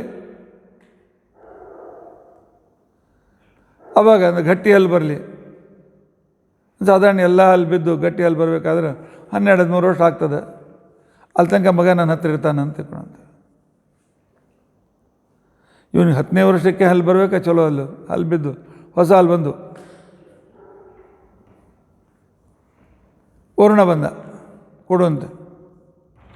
ಇಲ್ಲ, ನಮ್ಮಲ್ಲಿ ಕ್ಷತ್ರಿಯರು ಹುಟ್ಟಿದ ಮೇಲೆ ಉಪನಯನ ಮಾಡ್ತೇವೆ. ಕ್ಷತ್ರಿಯ ಧರ್ಮ ಅಂತಂದರೆ ಬಿಲ್ಲು ಬಾಣ ಎಲ್ಲ ಕಲಿಬೇಕು. ವಿದ್ಯೆ ಕಲಿತ ಮೇಲೆ ಅವರನ್ನು ನಾವು ಕೊಟ್ಟರೆ ಪುಣ್ಯ ಬರ್ತದೆ. ಇವನು ಸ್ವಲ್ಪ ಶಸ್ತ್ರಾಸ್ತ್ರಗಳನ್ನು ಕಲೀಲಿ, ಆಮೇಲೆ ನಿನಗೆ ಒಪ್ಪಿಸ್ತೀನಿ ಅಂತ ಪ್ರತಿ ಸಲ ನೀವು ಹೇಳ್ತಾ ಇದ್ದ. ಯಾಕೆಂದ್ರೆ ಪ್ರತಿಜ್ಞೆ ಮಾಡಿದ್ದ ಮೊದಲು, ಯದಿ ವೀರೋ ಮಹಾರಾಜ ತೇನೇವ ತ್ವಾಂ ಯಜೇ ಇತಿ. ಮಕ್ಕಳಾದರೆ ನಿನಗೆ ಅದನ್ನು ಕೊಟ್ಟು ಬಲಿ ಕೊಡ್ತೇನೆ ಮಾಡ್ತೀನಿ ಅಂತಕೊಂಡು ಅಂತ ಹೇಳಿದ್ದೆಲ್ಲ. ಆದರೆ ಈ ನೆವ ಹೇಳಿ ಅವನನ್ನು ದೂರ ಮಾಡ್ತಾ ಇದ್ದಾನೆ. ಯಾಕೆ ದೂರ ಮಾಡ್ತಾ ಇದ್ದಾನೆ ಅಂತ ತಿಳ್ಕೊಂಡಂತಂದರೆ, ಇತಿ ಪುತ್ರಾನುರಾಗೇಣ, ಪುತ್ರನ ಮೇಲೆ ಮಗನ ಮೇಲೆ ಭಾಳ ಮೋಹ ಹುಟ್ಟಿತ್ತು, ಪ್ರೀತಿ ಬಂದಿತ್ತು. ಅವನ ಮೇಲಿನ ಪ್ರೀತಿ ಸ್ನೇಹದಿಂದ ಅವನು ಎಂತೆತನಾಗಿ ಸುಳ್ಳು ಹೇಳ್ತಾ ಇದ್ದ. ಹೇಗಾದರೂ ದಿನಗಳನ್ನು ಕಳಿಬೇಕು ಅಂತ ತಿಳ್ಕೊಂಡಂತೇಳಿ ಶಸ್ತ್ರಾಸ್ತ್ರ ಕಲಿಯಕ್ಕೆ 16 ವರ್ಷ ಆಯಿತು ಅವನಿಗೆ, ರೋಹಿತನಿಗೆ. ಅಷ್ಟೊತ್ತಿಗೆ ಅವ್ನಿಗೆ ಗೊತ್ತಾಗ್ಬಿಡ್ತು ಏನು ಅಂತ ತಿಳ್ಕೊಂಡಂತಂದ್ರೆ, ನನ್ನನ್ನು ಬಲಿ ಕೊಡೋ ಸಲುವಾಗಿ ನಮ್ಮಪ್ಪ ವರುಣಂಗೆ ಮಾತು ಕೊಟ್ಟಾನೆ. ಇನ್ನು ಬಂದರೆ ಮತ್ತು ನಾನು ಅವ್ನಿಗೆ ಬಲಿ ಆಗೇಬೇಕಾಗ್ತದೆ. ಬೇಡ ಅಂತ ರಾತ್ರಿ ಎಲ್ಲರೂ ಮಲ್ಕೊಂಡಾಗ ತನ್ನ ಶಸ್ತ್ರಾಸ್ತ್ರ ಸಹಿತವಾಗಿ ಹೋಗಿಬಿಟ್ಟಿದ್ದ ಬೇರೆ ಕಡೆ ಕಾಡಿನಲ್ಲಿ. ಎಲ್ಲೋ ಒಂದು ಕಡೆಗೆ ಯಾರಿಗೂ ಗೊತ್ತಾಗದಂತ ಇದ್ದು ಉಪಜೀವನ ಮಾಡ್ತಾಯಿದ್ದ. ಬಂದ ವರುಣ, ಓಡೋಗ ನಾ ಏನು ಮಾಡಲಿ, ಪ್ರತಿ ಸಲವೂ ಸುಳ್ಳು ಹೇಳಿದೆ, ಈಗ ನೀನೇ ಓಡಿಸಿದ್ದಿ, ಆದ್ದರಿಂದಾಗಿ ನಿನಗೆ ಜಲೋದರ ರೋಗ ಬರಲಿ ಅಂತ ತಿಳ್ಕೊಂಡಂತೇಳಿ ಶಾಪ ಕೊಟ್ಟಿದ್ದೆ. ರಕ್ತ ಎಲ್ಲ ನೀರಾಗ್ತದೆ, ಹೊಟ್ಟೆ ಉಬ್ಬುತ್ತದೆ, ತೆಗಿಲಿಲ್ಲ ಅಂದ್ರೆ ಮನುಷ್ಯ ಉಬ್ಬುಸ ಬಂದು ಸತ್ತು ಹೋಗ್ತಾನೆ. ಪಾಪ ಹರಿಶ್ಚಂದ್ರ ಜಲೋದರ ರೋಗದಿಂದ ಪೀಡಿತನಾಗಲಿ ಪ್ರಾರಂಭ ಆಯಿತು. ಜಲೋರೋಗದಿಂದ ಪೀಡಿತನಾಗಿರ್ತಕ್ಕಂಥ ಸಂದರ್ಭದಲ್ಲಿ ರೈತನಿಗೆ ಕರುಣೋಪಕರಣ ಗೊತ್ತಾಯಿತು. ನನಗೋಸ್ಕರ ನಮ್ಮ ಅಪ್ಪ ಸಾಯ್ತಾನಲ್ಲ ಅಂತೇಳಿ ತಾನು ತನ್ನ ಅಪ್ಪನ ಕಡೆ ಹೊರಟ. ಆದರೆ ದೇವತೆಗಳು ತೆಗೆದುಕೊಳ್ಳೋ ಪರೀಕ್ಷೆಯಲ್ಲಿ ಹರಿಶ್ಚಂದ್ರ ಪಾಸಾಗಲಿ ಅಂತ ತಿಳ್ಕೊಂಡಂತೇಳಿ ಇಂದ್ರ ಅವನನ್ನು ತಡೆದು ಹೇಳ್ದ, ಬರೀ ಸುಮ್ಮನೆ ಅಲ್ಲಿ ಹೋಗಿ ಬಲಿ ಏನು ಕೊಡ್ತೀರಿ, ಮನುಷ್ಯ ವ್ಯಕ್ತಿ ಹುಟ್ಟಿದ ಮೇಲೆ ಸಂಪೂರ್ಣ ಅನೇಕ ತೀರ್ಥಯಾತ್ರೆಗಳನ್ನು ಮಾಡಬೇಕು. ಸಂಪೂರ್ಣ ಪೃಥ್ವಿ ಪ್ರದಕ್ಷಿಣೆ ಹಾಕಿದ ಮೇಲೆ ಅವನು ಪ್ರಾಣ ಬಿಟ್ಟರೆ ಅದು ಉತ್ತಮವಾದ ಲೋಕ ಸಿಗ್ತದೆ. ಹೋಗಿ ತೀರ್ಥಯಾತ್ರೆಗೆ ಏನು ನಿಮ್ಮ ಅಪ್ಪಿಗೆ ಅಷ್ಟೇನು ಲಗುನ ಸಾಯಂಗಿಲ್ಲ ಅಂತ ತಿಳ್ಕೊಂಡಂತ ಹೇಳ್ದ. ಅವನು ಒಂದು ಸಲ ರೌಂಡ್ ಹಾಕ್ಕೊಂಡು ಬಂದು ವೇಗದಿಂದ. ಅಷ್ಟಲ್ಲಿ ಮತ್ತೆ ತಮ್ಮ ಅಪ್ಪ ಇನ್ನೂ ಸ್ವಲ್ಪ ಹೆಚ್ಚು ಸೀರಿಯಸ್ ಆಗಿದೆ ಅಂತ ಗೊತ್ತಾಯಿತು. ಮತ್ತೆ ಹೊರಟಾಗ ಮತ್ತೆ ಇಂದ್ರ ಬ್ರಾಹ್ಮಣನ ವೇಟದಿಂದ ಅವನ ಹತ್ರ ಬರ್ತಿದ್ದ. ಇನ್ನೂ ಯಾತ್ರೆ ಪೂರ್ತಿ ಆಗಿಲ್ಲ ನಿಂದು, ಇನ್ನೂ ಇಷ್ಟು ಉಳಿದ ಅಷ್ಟು ಉಳಿದ, ಪೂರ್ತಿ ತೀರ್ಥಯಾತ್ರೆ ಮಾಡದೆ ಸತ್ರ ಏನು ಉಪಯೋಗ, ಮನುಷ್ಯ ಜನ್ಮ ವ್ಯರ್ಥ ಆಗ್ತಾಯಿಲ್ಲ ಅಂತ ಅವನಿಗೆ ಮತ್ತೆ ತಿಳಿಸಿ ಹೇಳ್ದ. ಹೀಗೆ ಒಂದು ಸಲ 6 ವರ್ಷ, 5 ವರ್ಷ ಅವನನ್ನು ತಡೆದ. ಈಗ ಒಂದು ಸುದ್ದಿ ಗೊತ್ತಾಯಿತು, ಪೂರಾ ಬೆಡ್ಡಿಡನಾಗ್ಯಾನ ಹರಿಶ್ಚಂದ್ರ, ಇನ್ನೇನು ಯಾವಾಗ ಪ್ರಾಣ ಹೋಗ್ತದೋ ಗೊತ್ತಿಲ್ಲ ಅಂತ ತಿಳ್ಕೊಂಡಂತೇಳಿ, ಅಂತ್ಯಕಾಲದಲ್ಲಿ ಅದನ್ನಾಗಿದ್ದರೆ ಸರಿ ಅಂತ ತಿಳ್ಕೊಂಡಂತೇಳಿ ರೋಹಿತ ಮನೆಗೆ ಬರ್ತಾ ಇದ್ದಾನೆ. ಆಗ ಇಂದ್ರ ಹೇಳ್ದ, ಯಾಕೆ ನಿನ್ನನ್ನು ಬಲಿ ಕೊಡ್ತೀವಿ, ಒಟ್ಟು ಅವನಿಗೊಂದು ಮನುಷ್ಯ ಬಲಿ ಬೇಕು ವರುಣನಿಗೆ. ಯಾರಾದರೂ ತಮ್ಮ ಕೊಂಡು ತಗೊಂಡ ಮನುಷ್ಯರು ಸಿಗ್ತಾರೆ ನೋಡಿ ಹುಡುಕು ಅಂತ ತಿಳ್ಕೊಂಡಂತ ಹೇಳ್ದ. ಅವರನ್ನು ಹೇಗೂ ರಾಜ ಇದೆ, ಬೇಕಾದ ಹಣ ಇದೆ, ಹಣ ಕೊಟ್ಟು ಅವರನ್ನು ಕೊಂಡು ತಗೋ, ಆ ಮನುಷ್ಯನನ್ನು ಬಲಿ ಕೊಡು, ಮುಗಿದತ್ತು. ವರುಣ ಸಂತುಷ್ಟನಾಗ್ತಾನೆ, ನಿಮ್ಮ ಅಪ್ಪನೂ ಗುಣ ಆಗ್ತಾನೆ, ಇಬ್ಬರು ಸುಖವಾಗಿರ್ತೀರಿ. ಅವನು ಹುಡುಕ್ತಾ ಇರುವಾಗ ಆಗ ಭಯಂಕರ ಬಲಗಾಲ ಬಿದ್ದಿತ್ತು ಈ ಗುಜರಾತ್ ಪ್ರಾಂತದಲ್ಲಿ.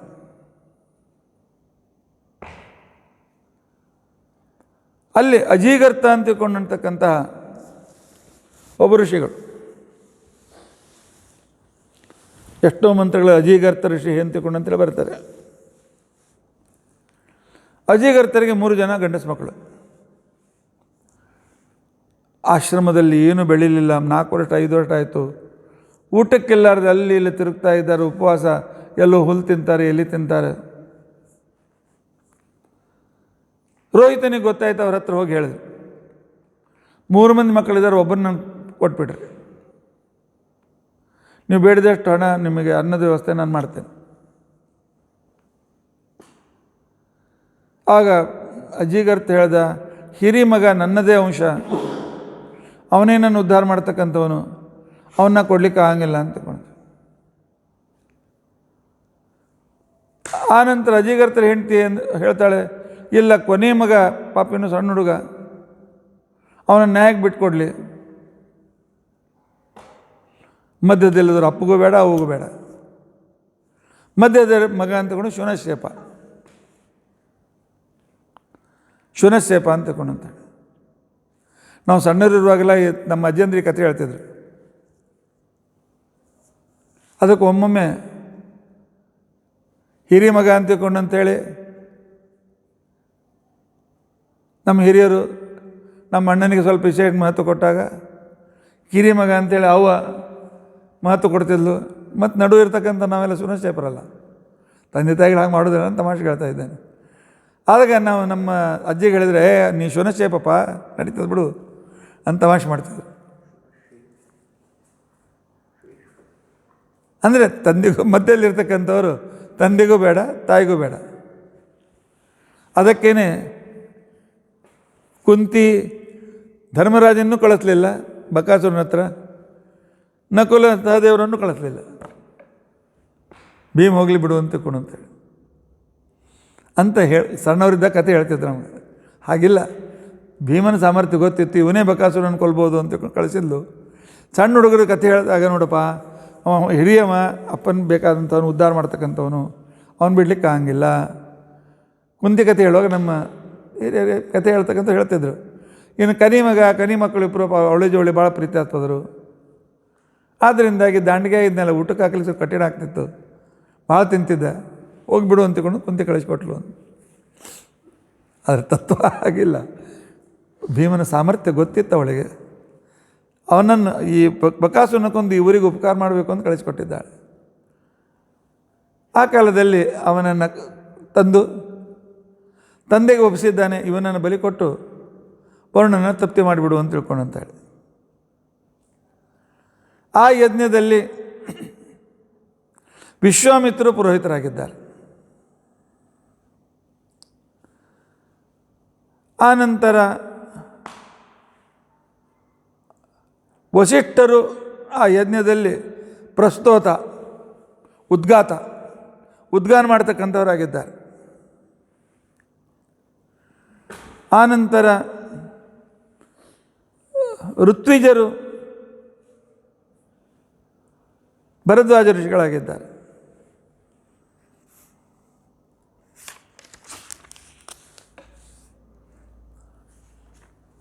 ಇಲ್ಲ, ಜಮದಗ್ನಿ ಋಷಿಗಳು ಬ್ರಹ್ಮಸ್ಥಾನದಲ್ಲಿದ್ದಾರೆ. ವಿಶ್ವಾಮಿತ್ರರು ಪುರೋಹಿತರು, ಆನಂತರ ಜಮದಗ್ನಿ ಋಷಿಗಳು ಆಹುತಿ ಹಾಕ್ತಕ್ಕಂಥ ಹೋತ ಅಧ್ವರ್ಯು, ಆನಂತರ ಉದ್ಗಾತ ಬ್ರಹ್ಮದೇವರು. ಹರಿಶ್ಚಂದ್ರ ಎಲ್ಲರಿಗೂ ಬೇಕಾದವನಾಗಿದ್ದ ಅಂತಕೊಂಡು ಇಬ್ಬರು ಒಂದೇ ಕಡೆ ಸೇರ್ಯಾರ. ಅಂಥ ವೇಳೆಯಲ್ಲಿ ಅವನನ್ನು ತಂದು ಯಜ್ಞಸ್ತಂಭ, ಅದಕ್ಕೆ ಚೈತ್ಯ ಅಂತೇಳಿ ಕರೀತಾರೆ, ಅವನನ್ನು ಕಟ್ಟಿ ಹಾಕಿದ್ರು ಶುನಶೇಪನನ್ನು. ಹತ್ತಿರ ಬಂದು ಯೋಗಕ್ಷೇಮ ಕೇಳಿದ ವಿಶ್ವಾಮಿತ್ರಿಗೆ ಶರಣೋದು, ಹೆಂಗಾರ ಮಾಡಿ ನನಗೆ ಉಳಿಸ್ರಿ ಅಂತ ಕೊಡಂತೆ, ಇಷ್ಟು ಲಗುನ ಪ್ರಾಣ ಬಿಟ್ಟರೆ ಹೆಂಗೆ ಅಂತ ತಿಳ್ಕೊಂಡಂತೆ.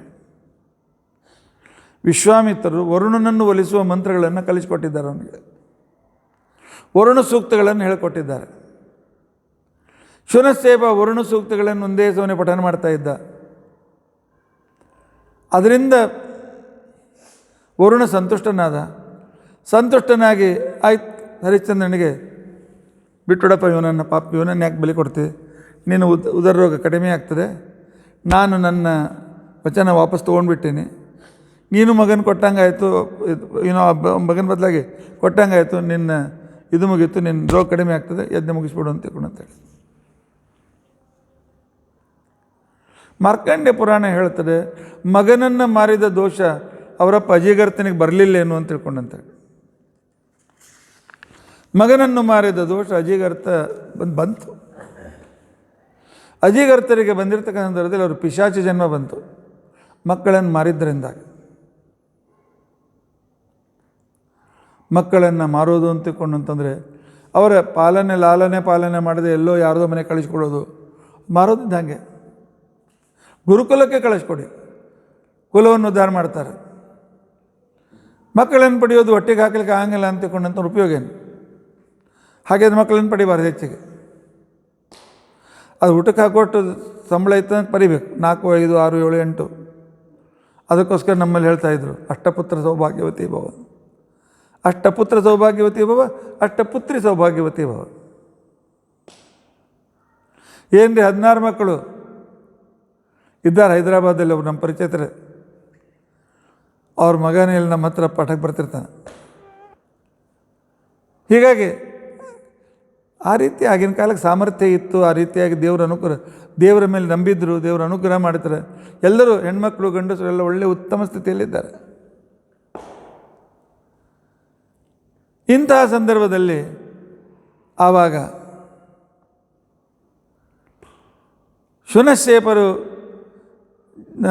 ವಿಶ್ವಾಮಿತ್ರರು ಹೇಳಿದರು ಹರಿಶ್ಚಂದ್ರನಿಗೆ, ಈ ಶುನಶೇಪನ ನಾನು ಕರ್ಕೊಂಡು ಹೋಗ್ತೇನೆ, ಯಾಕೆ ನಾನು ಉಪದೇಶ ಮಾಡಿದ್ದರಿಂದ ನಾನು ಮಗನ ಸಮಾನ, ಇವನನ್ನು ನಾನು ಕರ್ಕೊಂಡು ಹೋಗ್ತೇನೆ. ಕರೆದುಕೊಂಡು ಹೋಗಿರ್ತಕ್ಕಂಥ ಸಂದರ್ಭದಲ್ಲಿ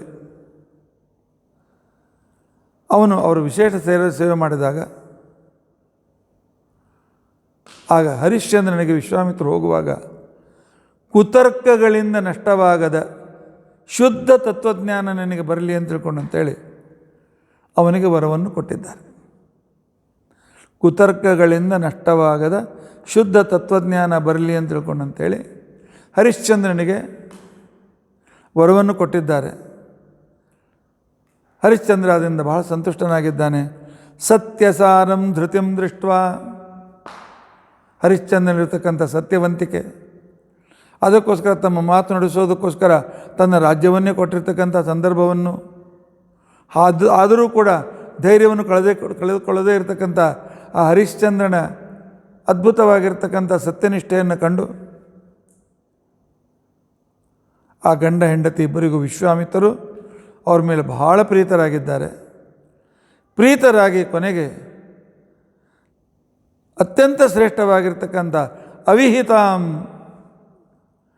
ಅಜ್ಞಾನದಿಂದ ಕುತರ್ಕಗಳಿಂದ ನಷ್ಟವಾಗದೇ ಇದ್ದ ನಿತ್ಯವಾದ ಭಗವದ್ಜ್ಞಾನವನ್ನು ಕೊಟ್ಟು ಅದರಿಂದ ನಿತ್ಯ ಮೋಕ್ಷ ಪ್ರಾಪ್ತಿಯಾಗಲಿ ಅಂತೇಳಿ ಆಶೀರ್ವಾದ ಮಾಡಿದ್ದಾರೆ. ಈ ಕಡೆಯಲ್ಲಿ ಹರಿಶ್ಚಂದ್ರನಿಗೆ ವಯಸ್ಸಾದದ್ದರಿಂದ ಅವನು ಕೊನೆಯಲ್ಲಿ ಲಯಚಿಂತನೆಯನ್ನು ಮಾಡುತ್ತಾ, ಲಯಚಿಂತನೆ ಈಗಾಗಲೇ 4 ಸಲ ಬಂದಿದೆ ನಿಮಗೆ, ಪ್ರತ್ಯೇಕ ಅದನ್ನು ವಿವರಣೆ ಮಾಡೋದಿಲ್ಲ. ಅಂದರೆ ನಮ್ಮನ್ನು ನಮ್ಮ ಗುರುಗಳಲ್ಲಿ, ಗುರುಗಳು ಅವರ ಗುರುಗಳಲ್ಲಿ, ಅವರ ಗುರುಗಳು ಪುಷ್ಕರನಲ್ಲಿ, ಅವರು ವರುಣನಲ್ಲಿ, ಆನಂತರ ರುದ್ರದೇವರಲ್ಲಿ, ಪಾರ್ವತಿಯಲ್ಲಿ, ಆನಂತರ ಅವರು ಸರಸ್ವತಿ ಬ್ರಹ್ಮದೇವರಲ್ಲಿ, ಹೀಗೆ ಲಯವನ್ನು ಹೊಂದಕ್ಕಂಥಕ್ಕೆ ಲಯಚಿಂತನ ಅಂತ ತಿಳ್ಕೊಂಡು ಕರೀತಾರೆ.